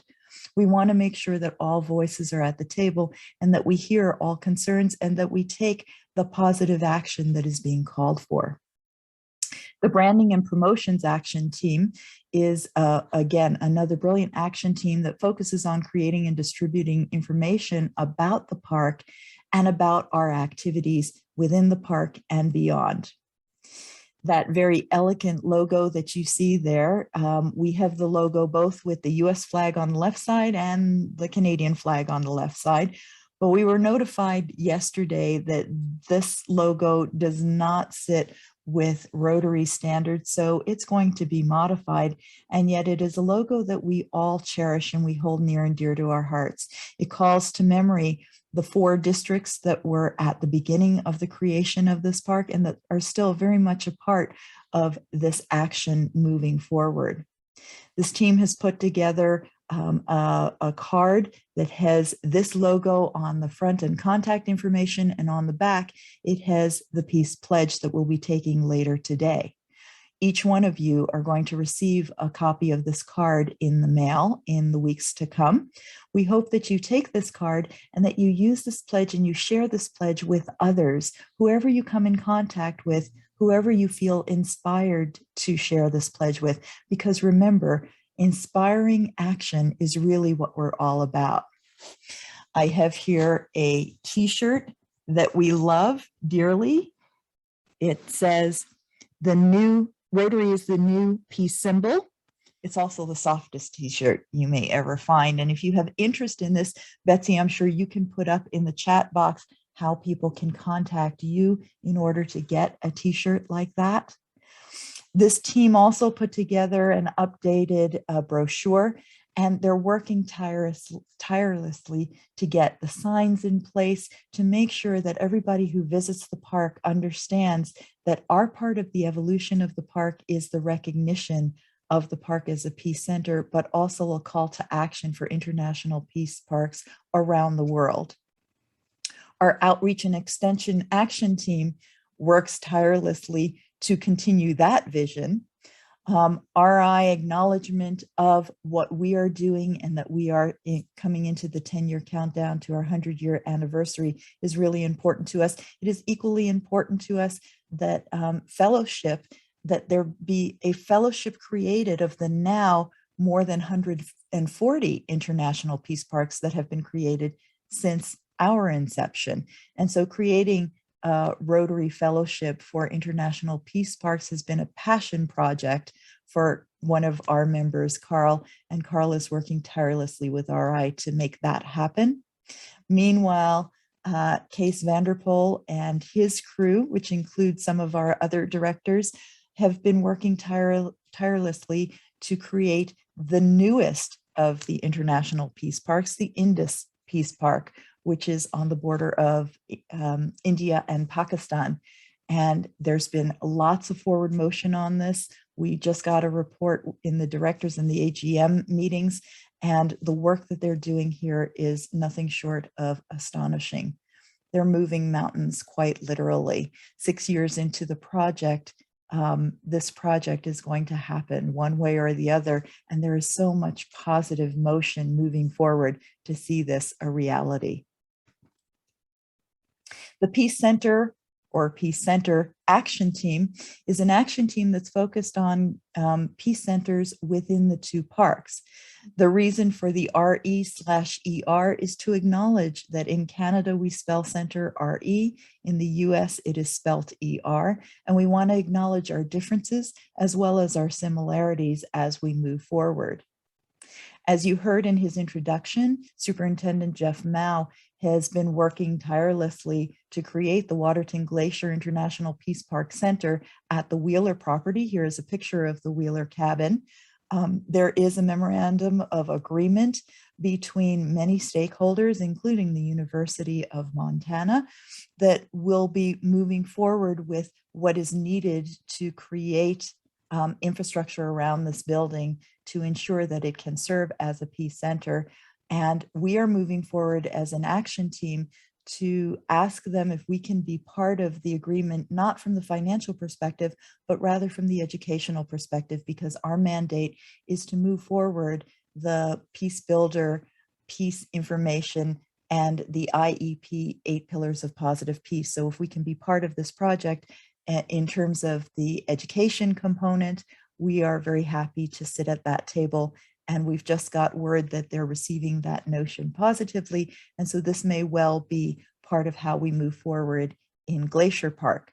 Meanwhile, in Waterton Park, you just saw the beautiful new visitor center building. As everybody is moving into that building, the old administration building will be taken down. And you see here the property. The property has native plants in it, a small garden in it right now. The property is going to be shifted into parking area for the marina for much needed added parking there, as well as a dedicated garden. And what we're hoping is that we can work with the group that is going to be working on this to create the Waterton Glacier International Peace Park Garden. The whole point of this is to have sanctuaries in both locations that are dedicated to reflection on peace and truly the essence of peace that lives inside of us being inspired forward into action as we leave the park. To that end, the Peace Action Team is working feverishly to ensure that that education moves forward. The focus is on peace education in the park and beyond, and Rotary's partnership with the Institute for Economics and Peace and positive peace in these cards. So here you see pictured cards. If we were in person, you would each be given a card right now. Again, you will be receiving a package which will include a copy of this card. It is a two-sided card, which will articulate for you the 8 areas of positive peace so that you can begin to understand how it's being utilized. It will also give you directional cues on the back for more information in order to take education. Every Rotarian can have free education about the 8 pillars of positive peace. And so this card will direct you to how you can learn more about the differences between negative and positive peace, as well as the 8 pillars of positive peace. As mentioned in my introduction, I will be stepping into the presidency in 2022, and 2022 begins our 10-year countdown to our 100-year anniversary. We want to make sure that in the 4 districts, we are all aware of this 10-year countdown, and we want to start doing this by initiating the Peace Polls Project. It is this action team that brought the Peace Polls Project forward. And when we go to open screen where you'll be able to see everyone, Ingrid, I'm going to ask you to kind of flash your hand so that everybody can see the poll that sits right next to you. It's actually the center poll, May Peace Prevail on Earth. And then on the other areas, the other 3 sides, there are 3 different languages. We are looking to plant a peace pole in both parks, starting next year, hopefully in Glacier when we meet there for the assembly with a dedication ceremony. And then when we're back in Waterton, we will do one in Waterton as well. Peace polls can have this phrase in 4 languages or in 8 languages. You see there pictured a poll with 8 different languages. It is so important to have a meaningful dedication ceremony with the Peace Poll projects so that the community can wrap around the peace polls and embrace them. If you are from District 5080, the District 5080 Passport Club is initiating a challenge to all other clubs to use your Express grant in a peace poll project. Your Express grants will pay for 2 peace polls. Peace polls cost between $125 and $180 US dollars, I'm understanding right now. Ingrid can give you more information about that. The real question at the end of the day is, what can you do? What can your club do? And there are many things that you can do to further this information. It starts with your own education. Learn more about the positive peace movement, learn more about becoming a peace builder or a peace builder club, learn about the 8 pillars of positive peace, and do that by going to rotarypositivepeace.org. Engage the Peace Pledge with someone. A couple of years ago, then Vice President Ed, now President Ed, challenged each and every one of us who was at the ceremony to take the pledge and share it with 2 other people, and then they maybe share with 2 more people. We want to take this pledge out into the world. And so sharing it with someone, and again, you're going to have it on the other side of that card, make sure you share that peace pledge with others. Plant a peace pole in your area. If you know of a park that could really use a peace pole, let us know. We can hook you up, I promise you. I would also add to this list, which I didn't have in here, go to a peace conference. There are peace conferences happening around Rotary right now. And the reason that's happening is because we're recognizing the importance of becoming peace builders worldwide and promoting positive peace.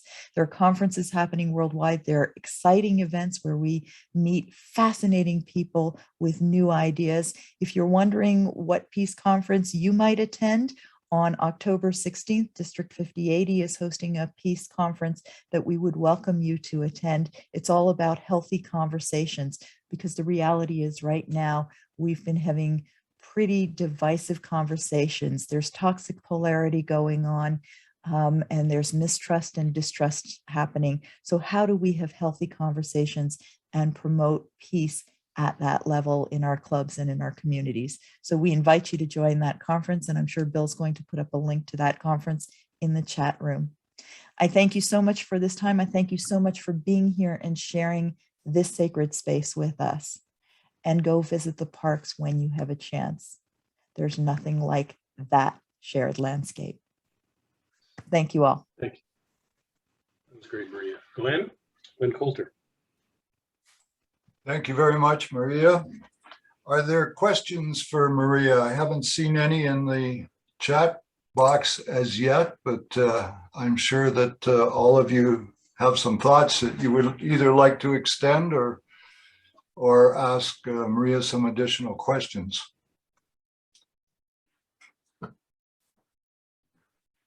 Maria, you mentioned the 8 pillars of peace that Rotary is promoting in terms of one of their objectives.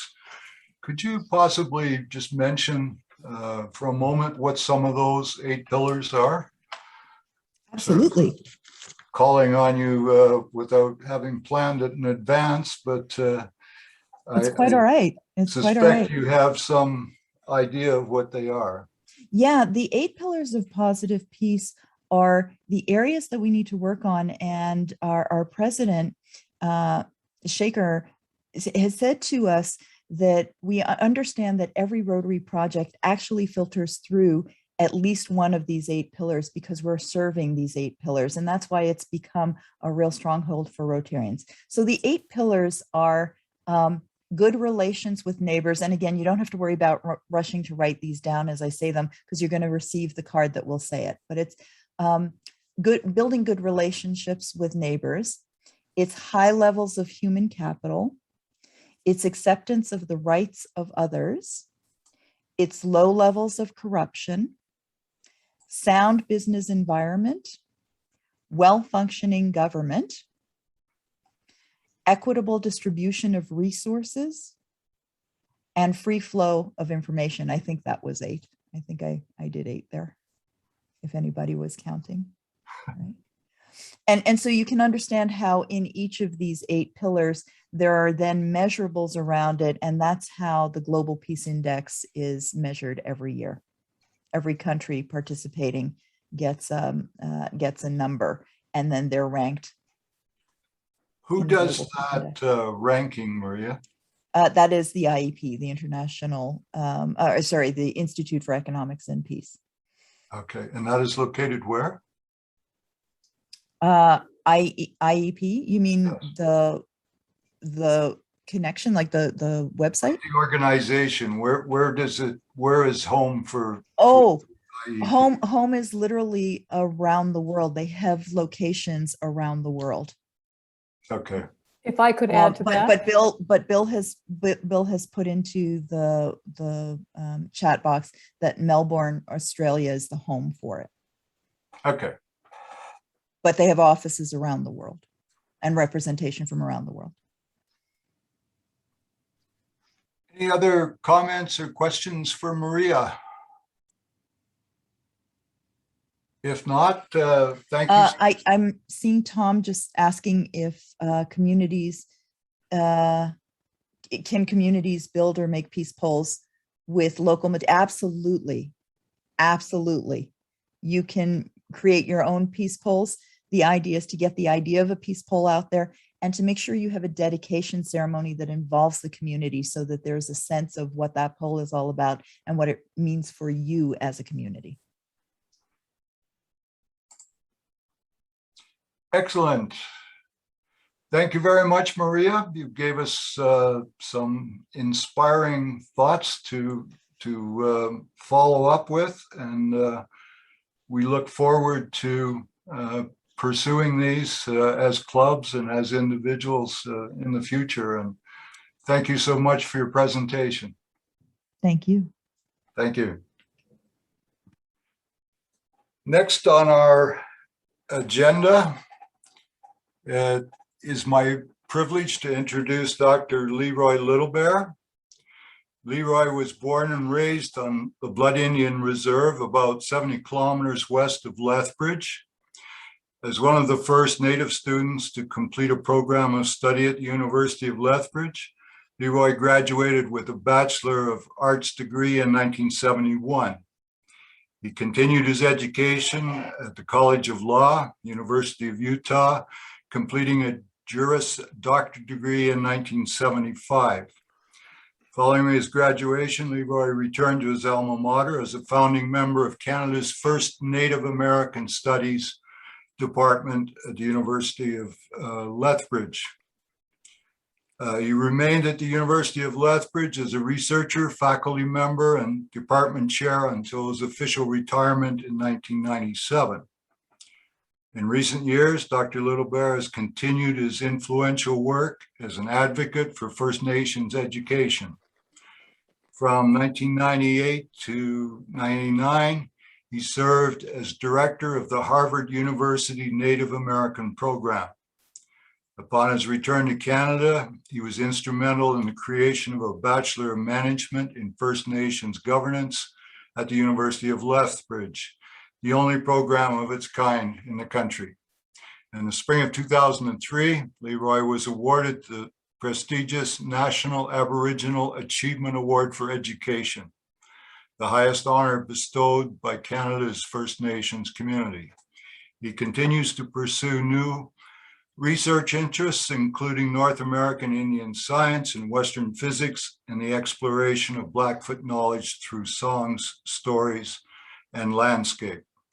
Dr. Littlebear was one of our most acclaimed speakers at the 2019 Assembly in Waterton. Welcome, Leroy. We look forward to your message. Thank you very much, Glenn. Excuse me. Nistwana kokika skinua. He naksix kanawa. Xalkitapi. Can I know tapi?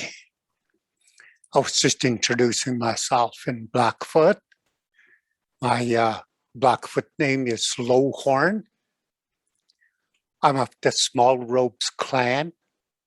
I belong to Gana or Blood Tribe, and we're of the Blackfoot Confederacy.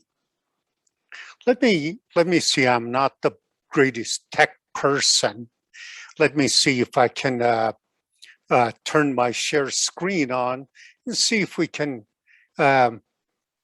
get our presentation on, or I might need some help from one of the more techie people to with the presentation.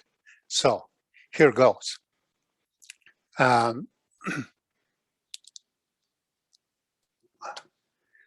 let's see.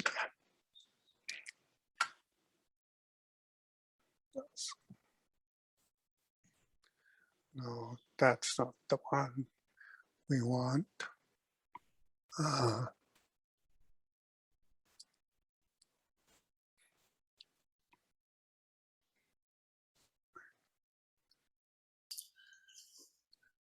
Dr. Littlebear, if you'd like me to run the presentation from this side, I Yeah, can do that for you.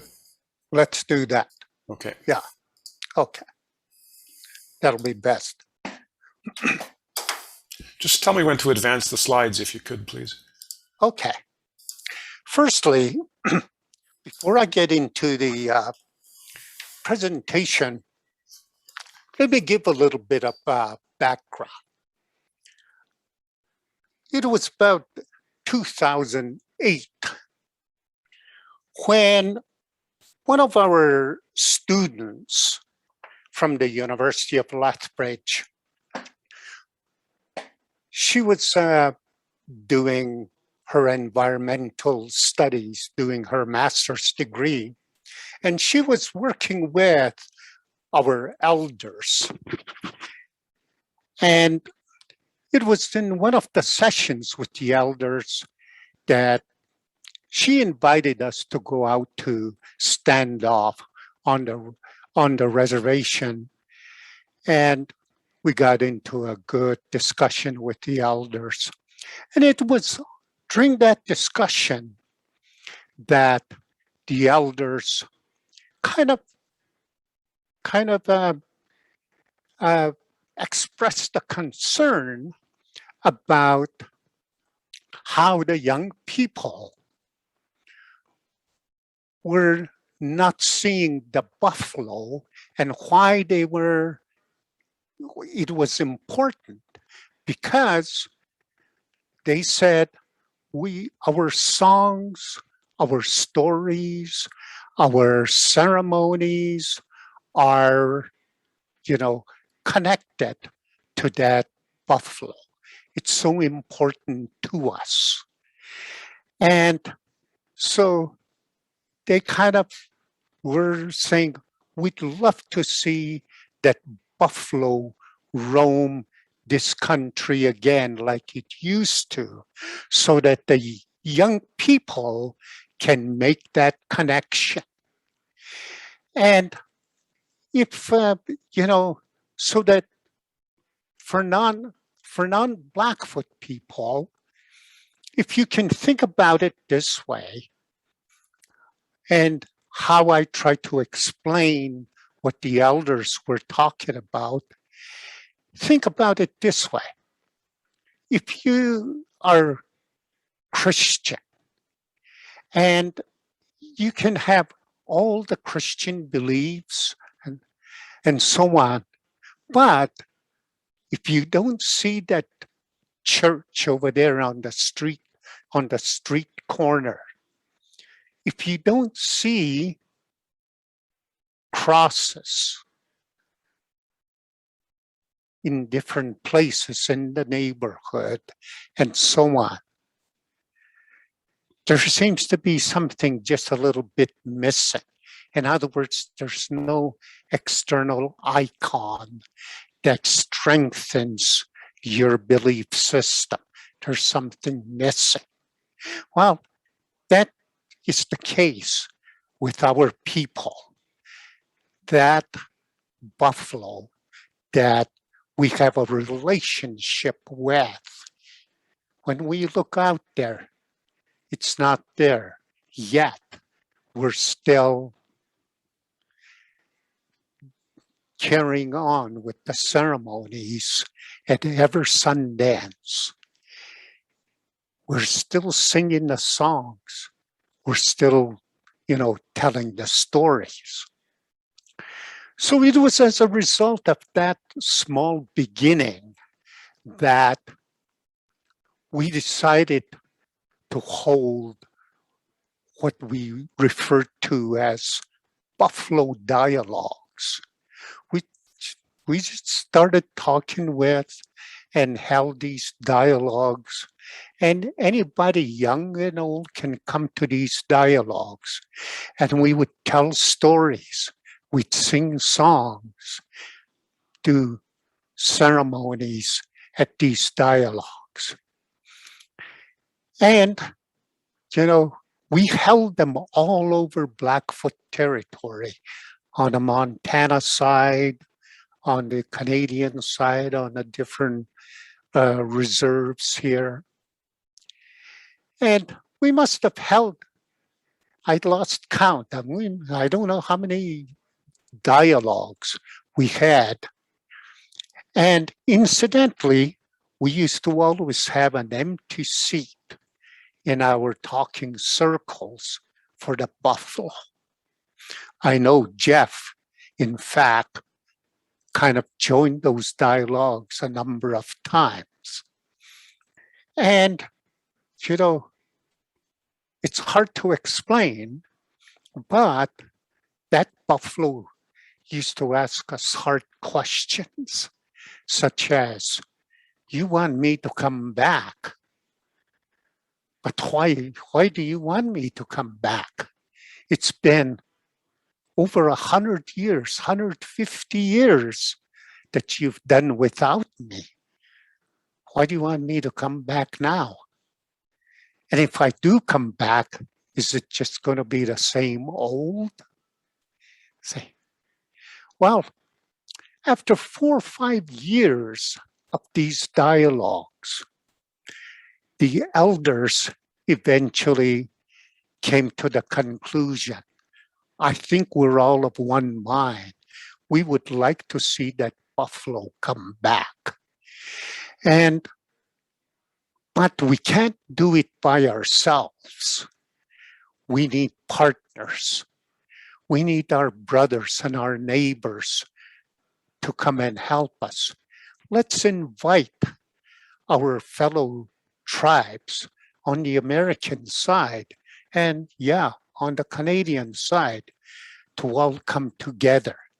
And the best way we know is to sign a treaty, because that's how we used to do it in the old days.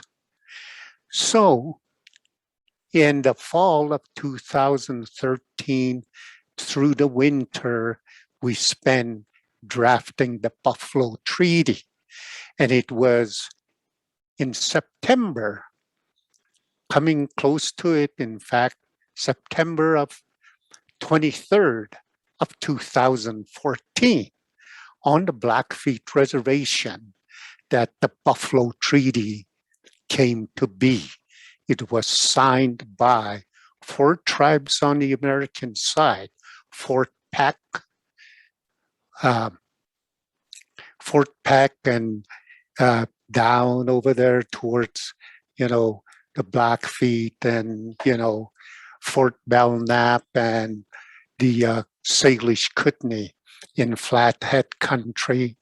Over here on the Canadian side, the Blood Tribe, the North Pagans, the Blackfoot, and Tsuut'ina Nation near Calgary. And since then, the Buffalo Treaty has had so many more signatories.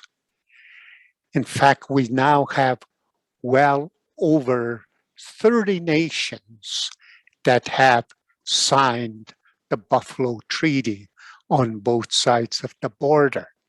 So talking about peacemaking, hey, we have people on both sides of the border all working together to bring the buffalo back.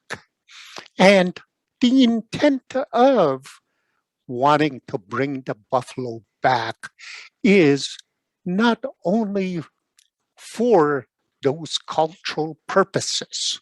It is a very keystone species, culturally speaking, but it is also a very keystone species when it comes to the environment. Wherever the buffalo roams, hey, it brings back birds, it rejuvenates the land. It brings back other smaller animals and plants and so on, you know. In other words, you can't find a better environmentalist than the buffalo. So the buffalo has been a portal through which our people have found, you know, a niche to work together, you know. And talking about peace, hey, internationally speaking, hey, it is bringing about peace building on both sides of the border. We're now getting requests of people from the Mexico side of the border into Texas and so on that also want to sign the treaty. So the Buffalo Treaty is going even more, you know, globally, so to speak, so on. Let me just briefly go through the Buffalo Treaty and show you the contents of the Buffalo Treaty. Let's go to the next slide. Yeah. You see, a treaty is an international agreement of sovereign people. And that's what our people were, and our people can still sign treaties. In law, on the American side, on the Canadian side, we're still recognized as sovereigns and that can enter into treaty agreements. See, so here's a short definition of what a treaty is all about. Yeah, next. Yeah, and as we said, only sovereign nations can sign treaties, see, and that's what our people did, as they did before, you know, prior to signing treaties with the United States, signing treaties with the British Crown, and, you know, we had signed treaties amongst our nations, many, many treaties, and so some of those treaties are, you know, are still in effect and people still honor them.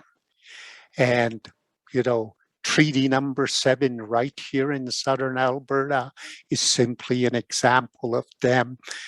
1855 treaty with the Blackfeet, which the Blood Tribe and the Blackfoot Confederacy was a part of, is another example of a treaty that our nations were a part of. Yeah. Next. Yeah. And, you know, Canada, for instance, signed treaties because of Indian title, which was the same case with the United States trying to find a place to cross the Rockies when gold was discovered over on the west side of the Rockies, especially in California, and everybody was rushing westward and so on. And so treaties were quickly signed with Indian tribes so that there would be peaceful, you know, passage through Indian territories.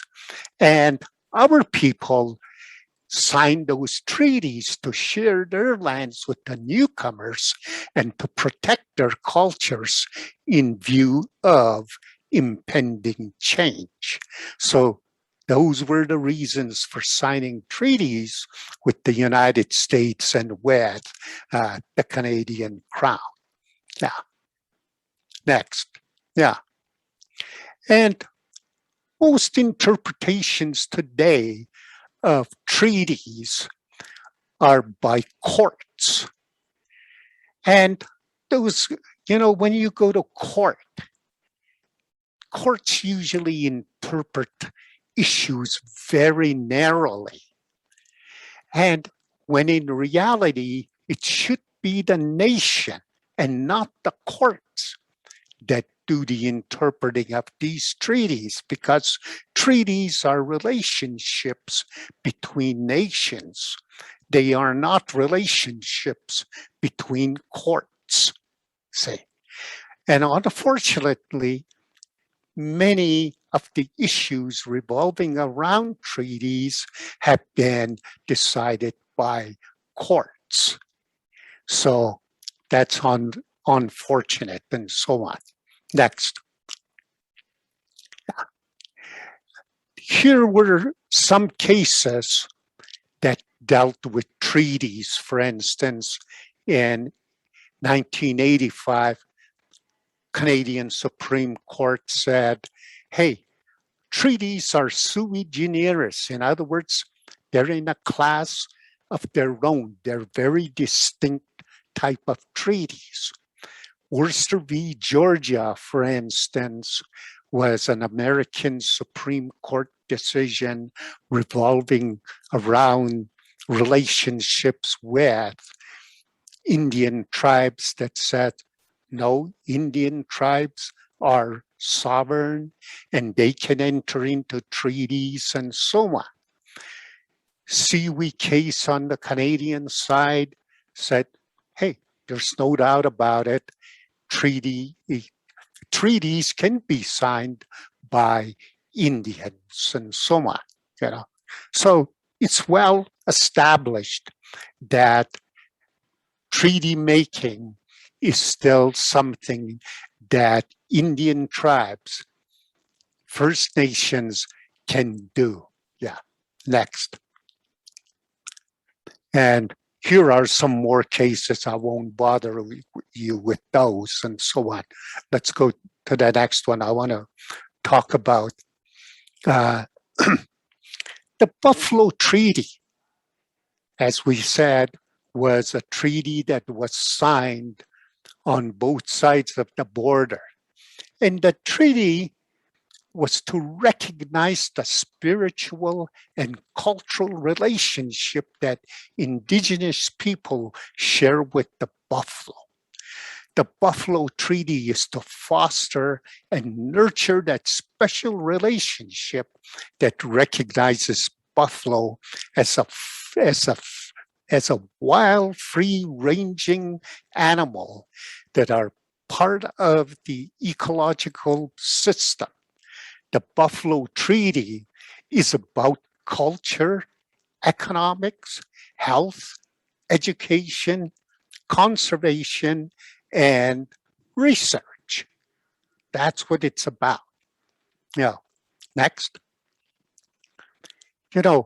Article 1, or I should say Article 2, deals with culture. It's to really revitalize, renew the Indian culture and relationship with that spiritual brother, the buffalo. And we included things like adhesions and so on, so that other tribes later can enter into treaty, enter into the Buffalo Treaty, become signatories. And here I should add that the elders said, well, even though only sovereign nations can enter into treaties, we know that there are a whole bunch of individuals and organizations out there that think the same way as we do about the environment, about the buffalo. We would like to open the door to them to also sign the treaty, not as sovereign nations, but as supporters. So individuals can sign as supporters of the Buffalo Treaty. NGOs, organizations can also sign the Buffalo Treaty as supporters. And we have hundreds of individuals and a whole bunch of organizations that have signed on to the Buffalo Treaty. Yeah, next. Yeah, and here's a copy of the Buffalo Treaty itself. And the original copy of the Buffalo Treaty is stored at the White Museum in Banff, Alberta. And it has all the articles and so on. Yes. Next. As I had told you at the beginning, the treaty itself was signed on September the 24th on the Blackfeet Reservation. And we've had others sign on since then. And up to this point in time, we now have over 30 tribes across the country that want to sign on to the treaty. And because of COVID, we are being held back a little bit, and we're just waiting for this pandemic to pass by so that we can have a big gathering where we're going to invite everybody to come and, sign on to the treaty. Now, maybe at this point, I can also point out some of the things that the Buffalo Treaty has brought about. It's been a catalyst in bringing about a number of things. For instance, as we speak, the transition that's taken place of transferring back the land and the buffalo that are on the land at the National Bison Range on the CSKT reservation over there in Flathead Country is one of those developments. In fact, one of the first resolutions that the signatories passed was asking the US government to return the National Bison Range along with the buffalo back to the Salish Kootenai. And there was a resolution to also support the quarantine program that was developing between Yellowstone National Park and the Fort Peck Reservation, so that, the buffalo coming out of Yellowstone can go through three stages of quarantine, and the last stage of the quarantine would be at the facilities of the Fort Peck Reservation to make sure that the buffalo were disease-free. And after that quarantine, they can be used as source herds for other tribes that want to start their own buffalo herds, and so on. Those are a couple examples. There are many others where the Buffalo Treaty has played a role. The latest, and this is where Jeff, for instance, have played a very important role along with Waterton, where we're trying to bring about what we're referring to as a transboundary program where we would allow the buffalo to come back and forth across the border and, from the Blackfeet Reservation over to the Blood Tribes Timber Reserve into Waterton lakes and so on. And this can be part of the Yellowstone to Yukon corridor and so on. And along with it, we're presently working on what we refer to as the intertribal buffalo program on the American side to see if we can bring buffalo over to the C.M. Russell Range. And on the Canadian side, if we can have an intertribal buffalo herd over on the Cypress Hills area, so on.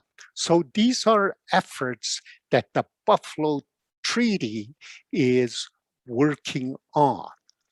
And lastly, we're working with Yellowstone on the culling of the Yellowstone herd and how we can best handle that culling program and so on. So the Buffalo Treaty has been a catalyst in bringing about these happenings and so on. And it's bringing about cooperation around the buffalo itself on both sides of the border.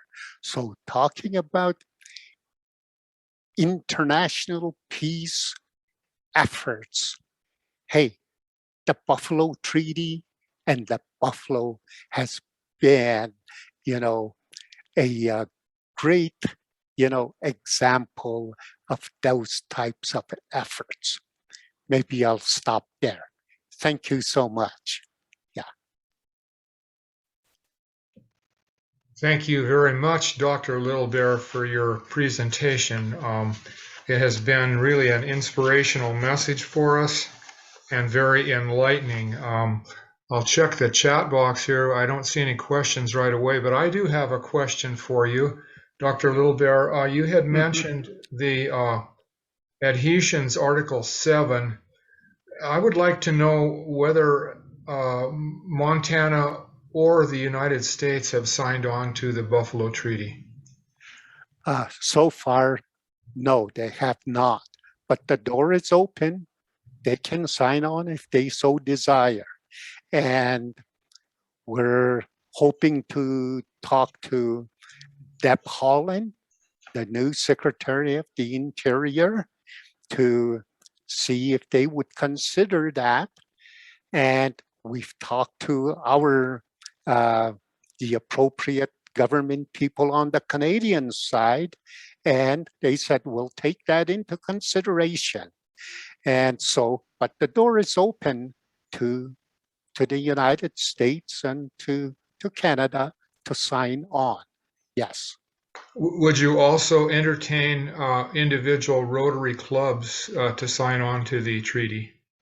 The door is open, yes. They, in fact, there's a specific section that allows organizations to sign on as supporters of the treaty and all the things that the treaty is trying to accomplish. Yes. That's great. We may have some action there. Are there any questions from the other members of the attendees here that we could forward to Dr. Littlebear?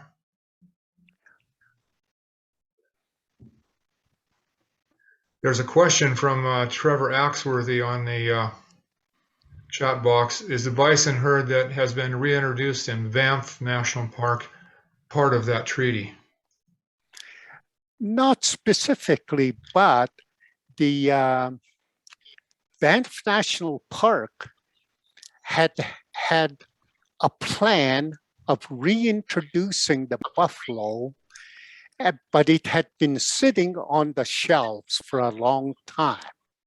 And so when the Buffalo Treaty was signed and all this activity started to happen, we did talk to the park, and we asked one of our NGO partners, Wildlife Conservancy Society, to host the American Bison Society to host a meeting in Banff National Park to celebrate that idea of bringing buffalo back into Banff National Park. And of course, all our signatories were there, our elders were there, and in fact, our elders blessed the park for the park's people and went up, in fact, right up into the area where the buffalo were going to be and blessed the grounds there and so on. And in February of 2017, the buffalo were brought over there. And since then, we've been working and have had a very good working relationship with Banff. And in a very similar manner, we are now working very closely with Waterton Lakes too, and Elk Island National Park. And we've just brought buffalo back onto the Blood Indian Reserve as starting a small herd there. And from that same herd, a small herd over there in Waterton Lakes. And of course, looking at the longer term picture, hoping that someday we will be able to achieve this goal of having a trans-border traffic of our buffalo back and forth between the Blackfeet Reservation into Alberta, into Banff Nash, into Waterton Lakes, and so on. That's our fantastic dream, And one of our elders said, hey, it may sound like a dream that will not come true in our lifetimes, but hey, hold it. We never thought we would see free roaming buffalo, but here it is. Here they are in Banff. They are free roaming. And so they're very happy about that. So it may happen yet in our lifetime. May I ask a question of Dr. Littlebear? It's David Kinnaird from Edmonton. Again, I haven't had the opportunity to read the treaty, but making some notes from what you were saying, where the Buffalo Treaty is about culture, economics, health, education, conservation, and research. What aspect of the treaty or its outcome would deal with health? Well, we look at health very holistically, okay? And so we, by having our culture, revitalized, rejuvenated, renewed by bringing the buffalo back, we look at that as something that's going to really bring back, good health amongst our people, okay? But if we wanted to talk more specifically on kind of like physical and so on, hey, you couldn't do better than eating bison steak, bison burger. They're a whole lot healthier to eat than the beef that you buy at Safeway or at any grocery store, just by the very metabolic system that the bison has, they are, bison, meat is so much healthier to consume than beef. Thank you for that, Dr. Littlebear. I do have one additional question from the chat box here, and it's from Sal. On the Canadian side, what's your best recommendation to encourage reluctant landowners around Waterton about the Inai rematriation? Well, if I can speak from the experience we've had in bringing the small herd of about 40 back to the blood reserve, we have what we call, and it was done in Banff National Park too, a slow release program. In other words, we bring the buffalo, we hold them in a pen for a while, and then we enlarge in the pens and the pastures, and we keep enlarging those and so on.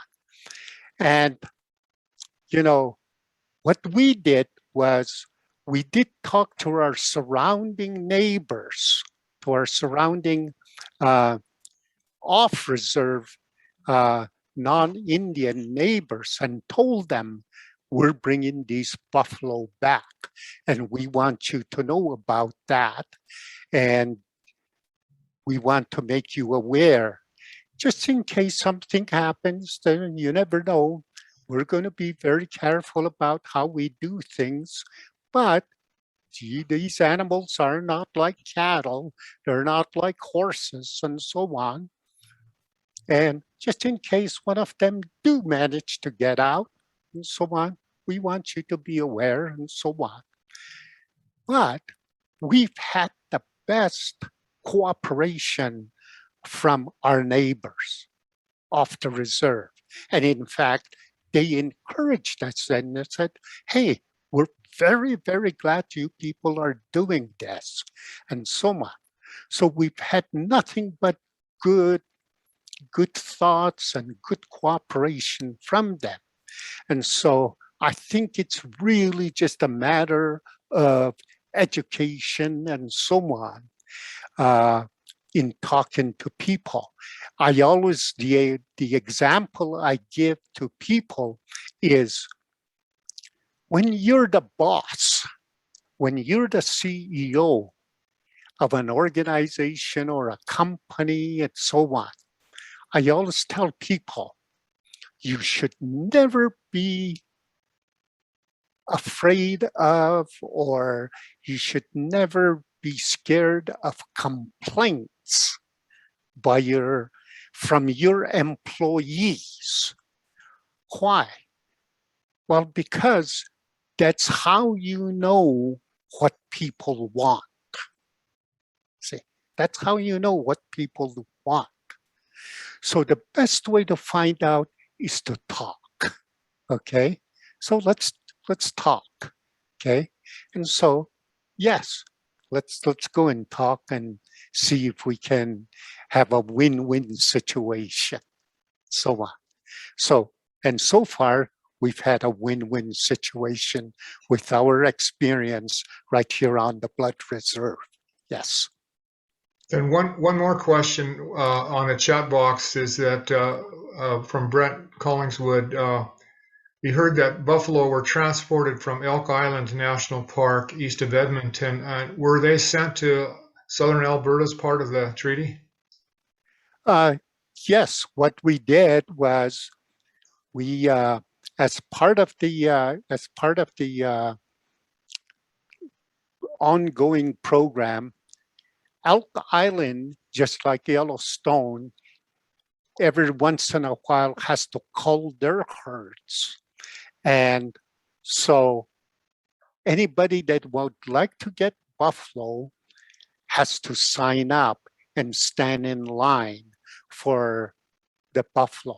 So our tribe, after preparing themselves and saying, here's a place where we're going to keep them, we're going to prepare all the pastures and so on, etc. And we applied to Elk Island. And they came and in fact looked at the facilities and the land we were going to be at. We had a management program already in place and showed them the management program we had that we were going to follow. And it was on that basis that Elk Island donated 40 head to us to start off our herd. So yes, in a roundabout way, those 40 head can be said were part of the overall picture with regard to the treaty. Yes. Okay. I noticed we're short on time, but Brian, we have a couple more questions. Would it be okay if we ran over our time a little bit since this is the final speaker of the day? I think based on the interest that's been created here, yes. And I did have a question, if I may jump in. Yeah, I was going to introduce your question in just a second here. Okay, go ahead. Brian had asked whether the bison we hear them called buffalo sometimes, and we're assuming that maybe buffalo is the native term, but what is the traditional term used by the First Nations? Could you elaborate on the different buffalo versus bison nomenclature? We know that the scientists and so on, in their classifications, do refer to them as, and in fact, the correct deal is bison. Okay. But we have always known them as buffalo. And so in English, we refer to them as buffalo. But in Blackfoot, our term for buffalo is ine. And that's our term for buffalo, ine. And so you'll see ine initiative here and there, so on. That's our term. Incidentally, there's a joke, I don't know if any of you have ever heard it. A father buffalo was taking his son to college and dropped him off there. And when he was leaving, he says, "Bye, son."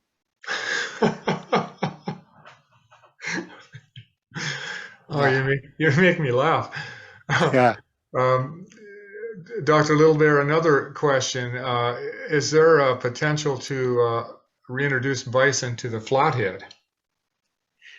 Well, the bison there, the National Bison Range, is being transferred back to the Flatheads. Yeah, the National Bison, the whole National Bison Range, and all the buffalo that are on the National Bison Range are coming back to the Flathead tribe. Yeah. Okay, then one final question for me. Biologically, I'm familiar with the woods buffalo in Yellowstone National Park, but I know that the plains buffalo were considered to be like a subspecies, a little bit larger animal than the woods buffalo. Are you dealing with both species or subspecies? We're over here, yeah. We deal with both, but over here, just geographically, we've been dealing mainly with the plains, okay? But as some of our tribes further north start to deal with the wood buffalo over there, further up north, yes, hey, we'll deal with the wood buffalo and so on.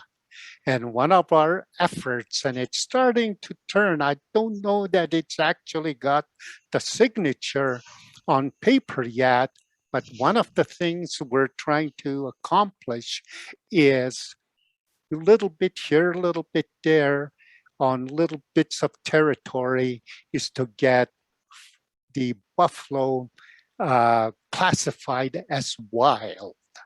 And we're coming close with the wood buffalo in northern Alberta, but I don't know that the piece of legislation has actually gotten the signature yet, but we're coming close. Yes. I think we'll wrap it up there. I think we've covered most of the questions that I have seen. And if we want to continue conversations with Dr. Littlebear, we can do that in the social section afterwards here. But I think we'll move on. And again, thank you, Dr. Littlebear. And as a token of the association's appreciation, we will be delivering a traditional offering to you consisting of sweetgrass and tobacco. And that'll be presented to you when a face-to-face contact is more appropriate at a later date. So once again, thank you so much. It was an inspirational message. Thank you so much for allowing me to share thoughts, especially about the buffalo. Thank you. And then in addition, as a show of appreciation from the association, all of this afternoon's presenters will receive a copy of a beautiful tabletop book titled The Legendary Rockies, and that's authored by Glenn Pribson. We now have the pleasure of viewing a short video reflecting on the association's traditional Hands Across the Border ceremony. Immediately after the video has been shown, Maria Kliavkoff, the current vice president of our association, will lead us in the 2021 Hands Across the Border ceremony. May we start the video now, to be followed immediately by Vice President Maria.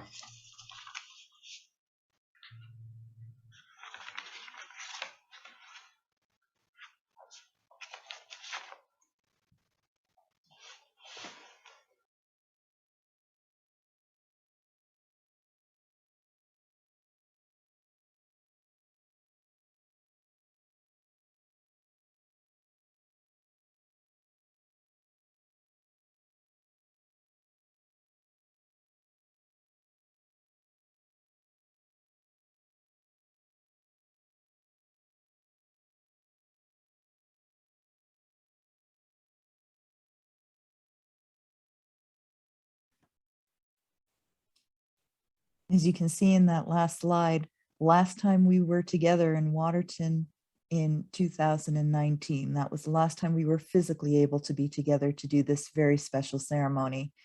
There's nothing quite like reaching across that imaginary border of the white line, reading these words to each other, looking into each other's eyes, and really holding somebody else's hand. So as I said before in my presentation, we invite you to take this to somebody else and have that experience. But for right now, we'll ask you to raise your right hand. And Steve, if you can forward the slide, thank you. There is the pledge. We are all muted so that we don't overpower the sound here. But I'm going to ask you to say this out loud to the screen, to others who are here present today. In the name of all we hold sacred, we will not take up arms against each other. We will work for peace, maintain liberty, strive for freedom, and demand equal opportunities for all. May the long existing peace between our nations stimulate other people to follow this example. Thank you all so much for sharing this peace pledge with us. And now I'm going to turn it back over to President Ed.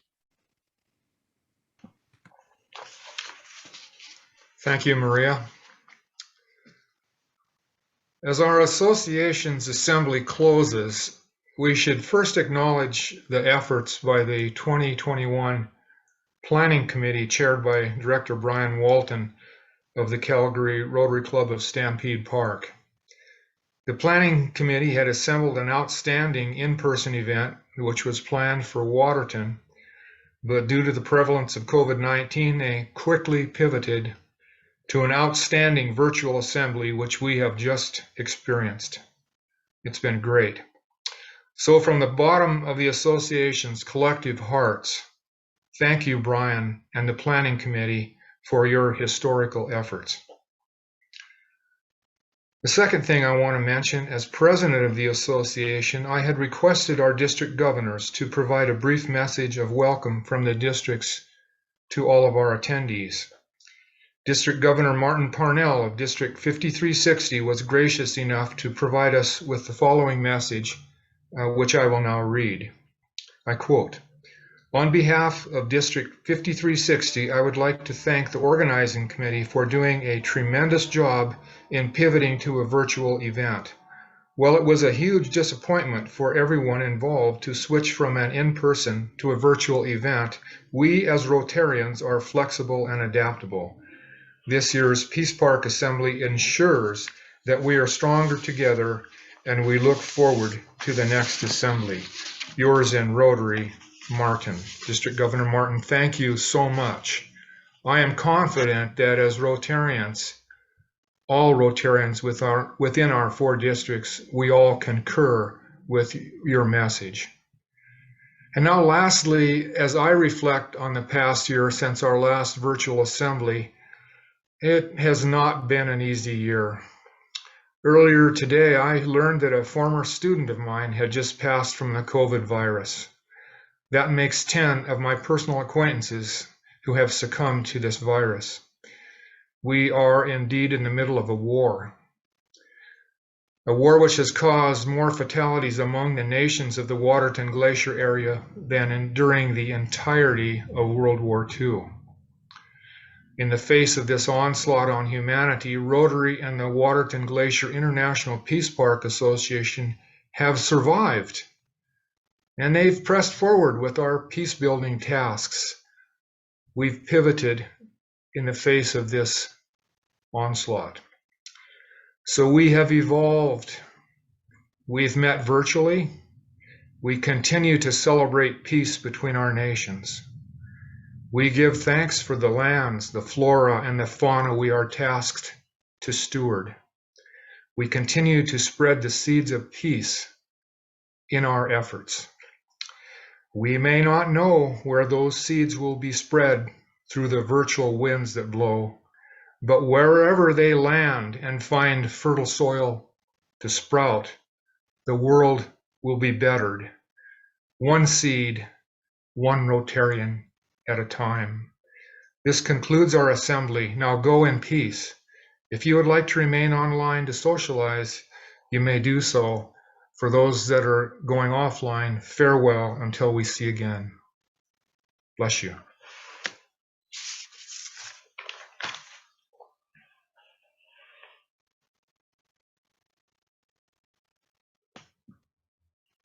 Well done, Ed.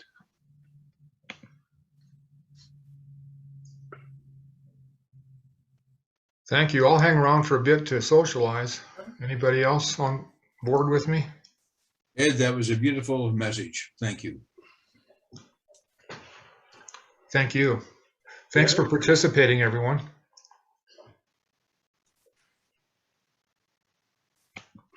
Well, we're looking forward to get to East Glacier next year. Let me tell you that. I think it'll happen. I think it'll happen. And the dates for it? Yeah, I mentioned earlier in the AGM meeting, we're targeting September 16th through 18th, 15th through 18th, excuse me. 15th through 18th, perfect. Depending whether you want to come early or a little later in the program. Right. Right. Beautiful.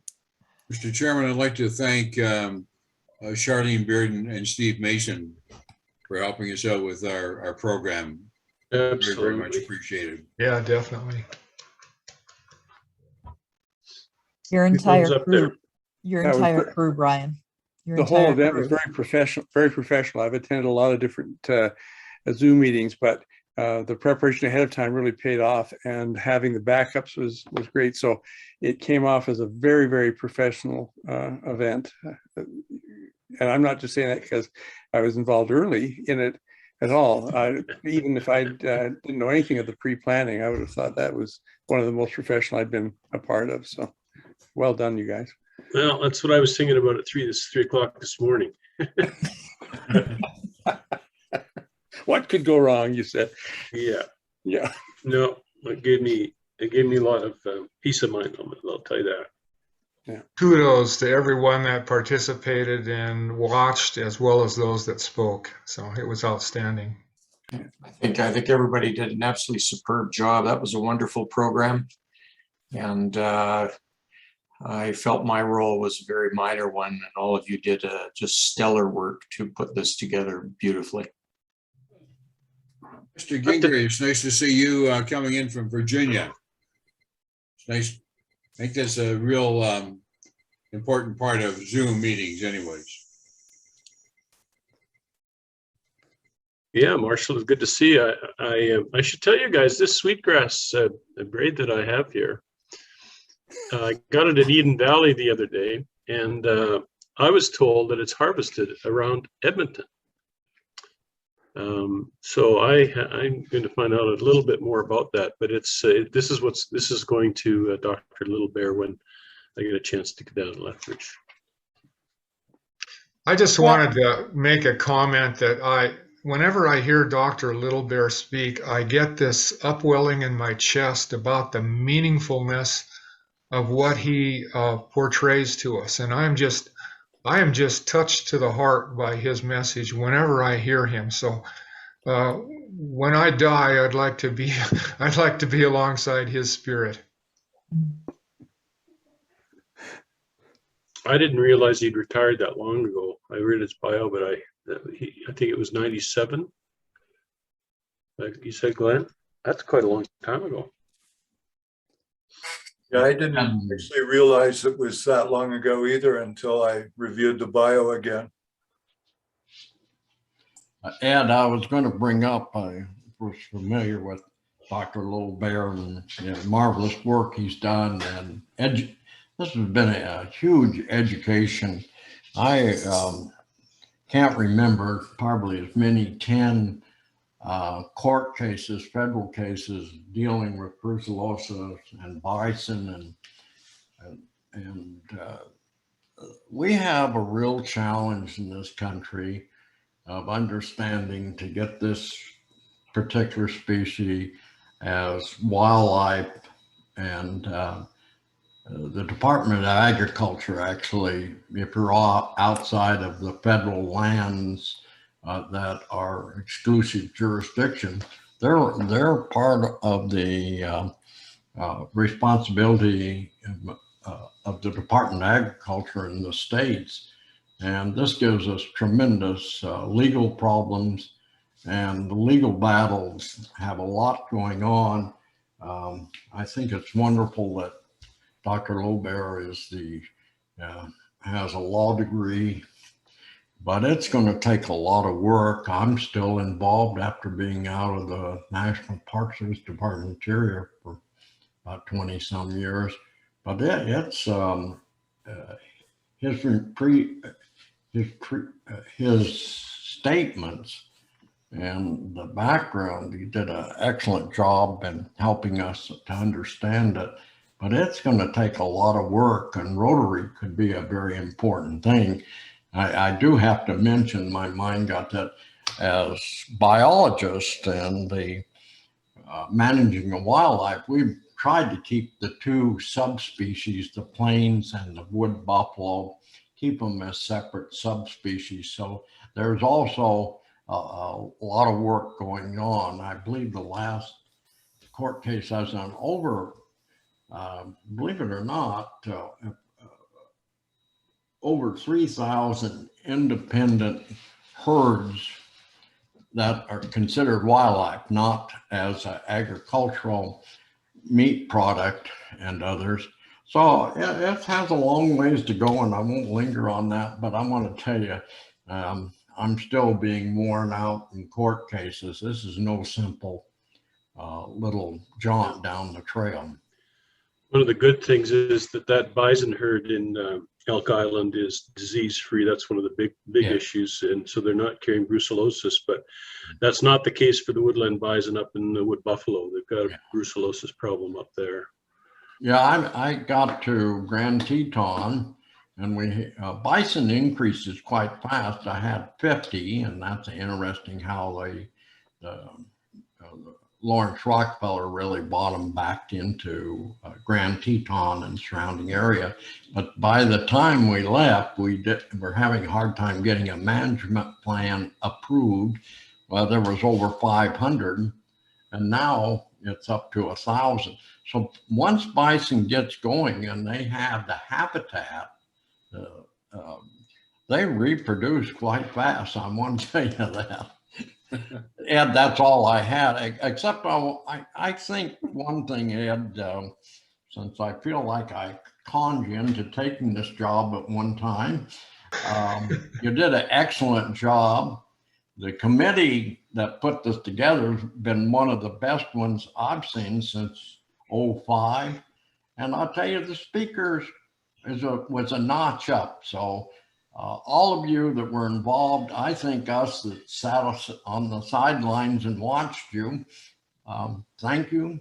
It's been a good meeting, and it will be remembered as the how meetings should be conducted. Thank you, Ed. Well, Marshall, thank you for your foundational support that you had given to this organization when you were president, and the years before that and the years after that. We owe a debt of gratitude for your service, not only to the association, but to the United States as a whole with regard to stewardship of our national treasures. So blessings to you and your new abode there in Virginia. Marshall, can I ask you, you said Rotarians can be a part of the lobbying. I'm curious, what can we do? What do you see that we can do? And Ed, I really appreciated your question about did the Canadian and US government sign the treaty? I think that's really important. I have a hearing impaired problem. Can you mention the first part there? Yeah, you had said that Rotarians could be a part of lobbying the government around this issue. How do you see that happening? What can we do? Well, one, I think we can be a voice if that's what we want to do. And that's very important. Two, I think that all of us have kind of shudder, or at least I found this group to shudder when I start mentioning the political thing. The bison has to be a political issue, and that will be solved politically. So you start talking, here I am as a rancher in Montana. Well, no, I don't want those damn animals in my neighborhood. So you got to start an educational program, which you're good at, I can tell already. And the other is be there when they need you.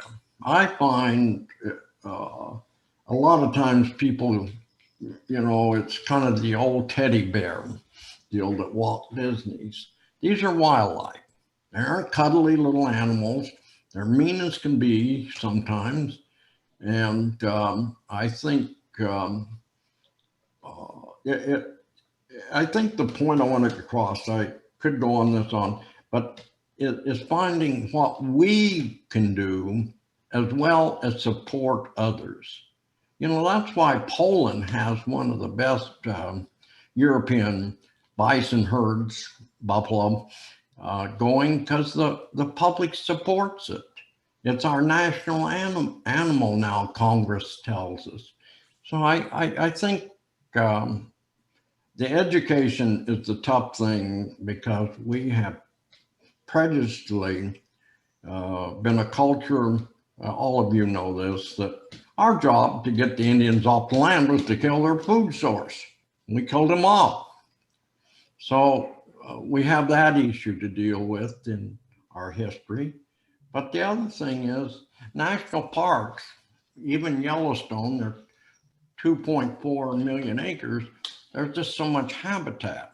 So we don't let them migrate out. Animals migrate. We got to think big, and Rotarians can do a lot in their community just from the education. Now, the political scene, all of you are well educated in this, and you know that can be a difficult role. And in the courts, yes, that when that, I'm just saying is that it's a lot more complex. as the doctor mentioned, and his approach about the treaty is a very wonderful idea. We got this, if you like bison or you don't like bison, but we got to start honoring these treaties. And the bison was part of their culture. And that certainly can be part of our culture. The only thing is, I really get upset when I was in Jackson Hole, when the bison would go across the golf course. They leave a hole that big. I don't think I had the same attitude as I'm telling you now. So I'll be quiet. Ed will jerk me off the screen pretty quick. And just add a couple of things. Our club, Edmonton Riverview, has had some interesting speakers over the last couple of months. And one has been dealing with supporting the healing and resurgence of Indigenous nations. That was the title of that talk. Another one was basically Truth and Reconciliation Committee. With having this, our last speaker, it really is suggesting to me that there are some very, very complex issues from a cultural perspective that many of us are going to have to learn about in order to understand and assist to make inroads and progress. And so I think this was a fabulous, fabulous talk about the buffalo. And I have to say, it really surprised me because throughout my professional career, I think I've been virtually on every First Nations reserve in Alberta doing work. And now we're seeing these elements coming forward, which really are quite interesting. I think you're right, David. Going back to Marie, you asked me to answer your questions, and Dr. Littlebear would understand, and I'll tell you in Blackfoot, it's Wachichichi. And Wachichichi means birds fly into cliff. And what that really means to them, that we got to learn how to communicate. And that's what we were learning a little while ago. But we also have to learn. I've been challenged in the courts that there's two well-organized organizations that they don't want to see that bison in place. It's kind of like the wild horse. I've been through that one too, in Nevada and stuff. So there. And wolves. The intent can be good, but it does take political clout to ever accomplish something like that. Well, philosophically, I'm convinced that there's a place on Earth for all of our species, and we just need to be able to find our interfaces convenient enough to make room for each other. So I think that's one of our goals as Rotarians, is to find those spaces. Forget my age to try re-educate me. Just remember this, Cornell University dealing with wildlife and the environment, you start with fourth graders. Most of us here cannot do too much on this issue. It's going to be in your communities, the fourth graders that make the change. And just think about that. That's how the environmental issue got going in the 70s. There was determination. We didn't try to change old people like me. We educated our fourth graders and they took the word forward. So that's where the leadership will be. Not Ed, not Marshall, not Daniel, Marie. It's the fourth graders. So you've got to start early on these environmental issues. Work very well on the water issue in the Everglades. It's not just environmental issues, actually. The whole idea of peace literacy and peace education touches on all those areas. And I agree, peace education is the most important aspect of all of this. And it is certainly something that we're looking at as a District 5370 Peacebuilder Committee. But I would like to just take a moment to say thank you to Brian and his team I felt, Brian, that the flow of this assembly was very well executed. I love that you started with that video. I thought that set such a nice tone. It was Terry's idea. I thought the speakers were exceptional. But most of all, what I took away from this assembly is a call to action. If you think about some of the high points and the key points that were explained and talked about, is action items. We're actually going forward and we're doing something and we're working together. That to me was the best message of the day. Marie, one thing, do you have a copy of Ed Rothfuss's memo when he, about 2 or 3 years ago, he got out of the organization? He was the superintendent of Death Valley. I've worked with him there. At one time, in early in his career, he was the chief interpreter there in Glacier. But he wrote a very good memo about where this organization, not so much you agree or disagree, but Ed had some real success in changing attitudes, such as boroughs. You don't think about why anybody in Death Valley is worried about boroughs. Well, they were stomping up the springs so the desert mountain sheep would not survive. So Ed wrote quite a bit about our organization about 3 years ago. I think we were out in Idaho for that meeting, and I don't think any of us really took it very serious. I don't agree with everything in it, but I think it had a basis. Is if we're going to go forward and we're going to do these things, what are our principles? What's our foundation? And we're not a bunch. Here's what I've seen with organizations, and most of the environmental organizations, excuse me.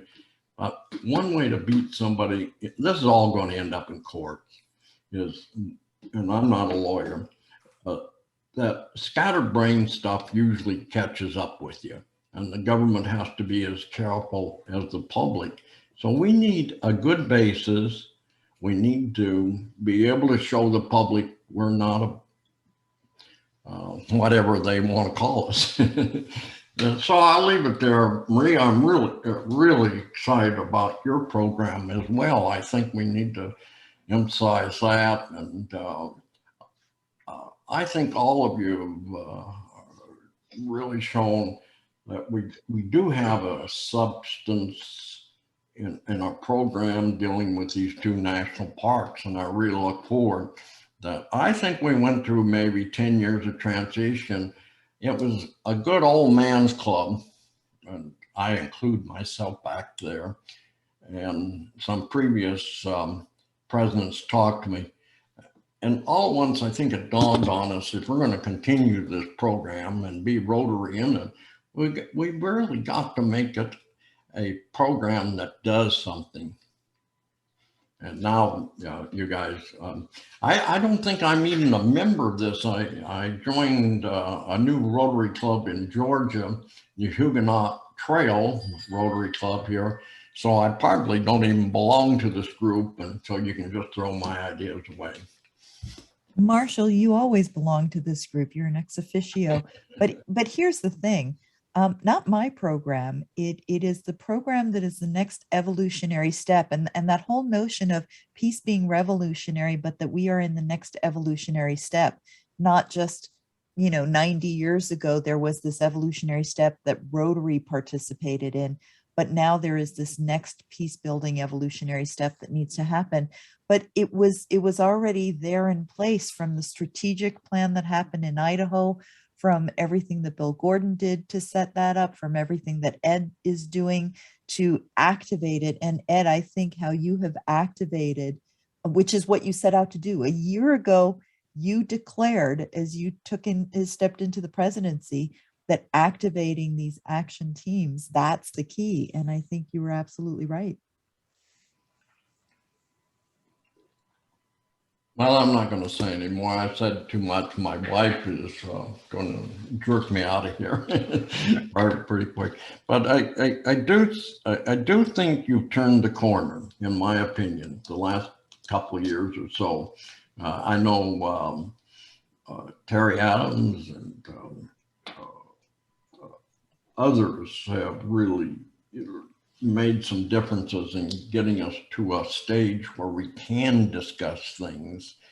And the past has really been great, but I remember my father taking me to the Waterton Glacier International meeting in 57, 58, someplace there. And it was an old man's club.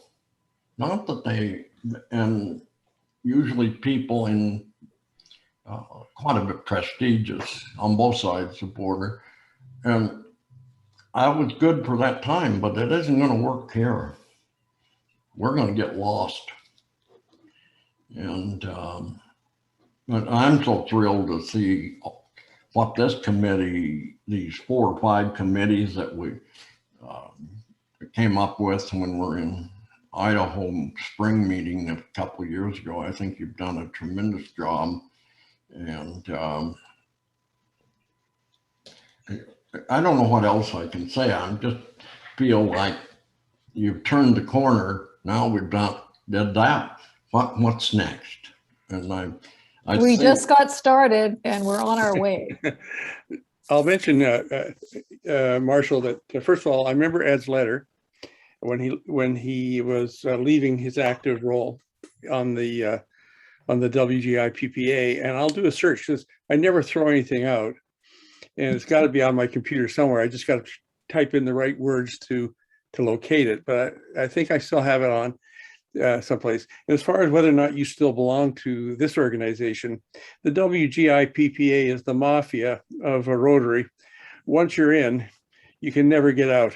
And so, you know, and even if you try to get out, we drag you back in. The line from The Godfather, I try to get out, they pull me back in. So that's, don't worry about whether you're a member or not. You're always a member. That's so. Yeah, you're going to make you an offer you can't refuse. How many people registered for this assembly? Pardon me? Do we have a number? Yeah, for the in-person one, Charlene, what did we have up to? We're around, I think, 80. I can't remember. And then for today, it was around 50. We actually had 63 final today, 62 for final today. And yeah, we were just about 80 before we had to cancel the live version. Yeah, so I think we've done both well on both sides. If there had not been the COVID uncertainty hanging over, that 80 probably would have broken the 100, I think. But people were just not sure, you know, so rather than going ahead to register and not being sure, if it all of a sudden had gone in person, there'd be I think there would have been this big outpouring of late registrations because people would have been anxious to be at the park and be there in person. So I think we had made a good start on it. And we made the right decision, absolutely, based on what's happened this last week. My goodness, yes, I sure did. Oh, thank goodness for that. Well, can you imagine if we had decided to go ahead and a few days before it happened, the province pulled the plug? Yeah, our only financial exposure is we've had the brochures, a few brochures printed and the books, but I think with the $25 registration, we'll be able to cover those bills and have a little left over. So everything else is fully refunded.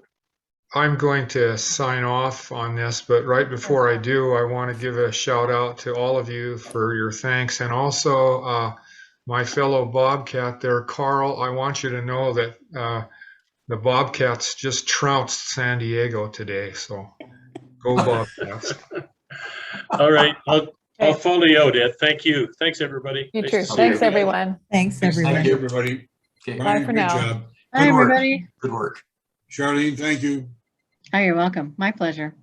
Bye, everybody. Bye-bye.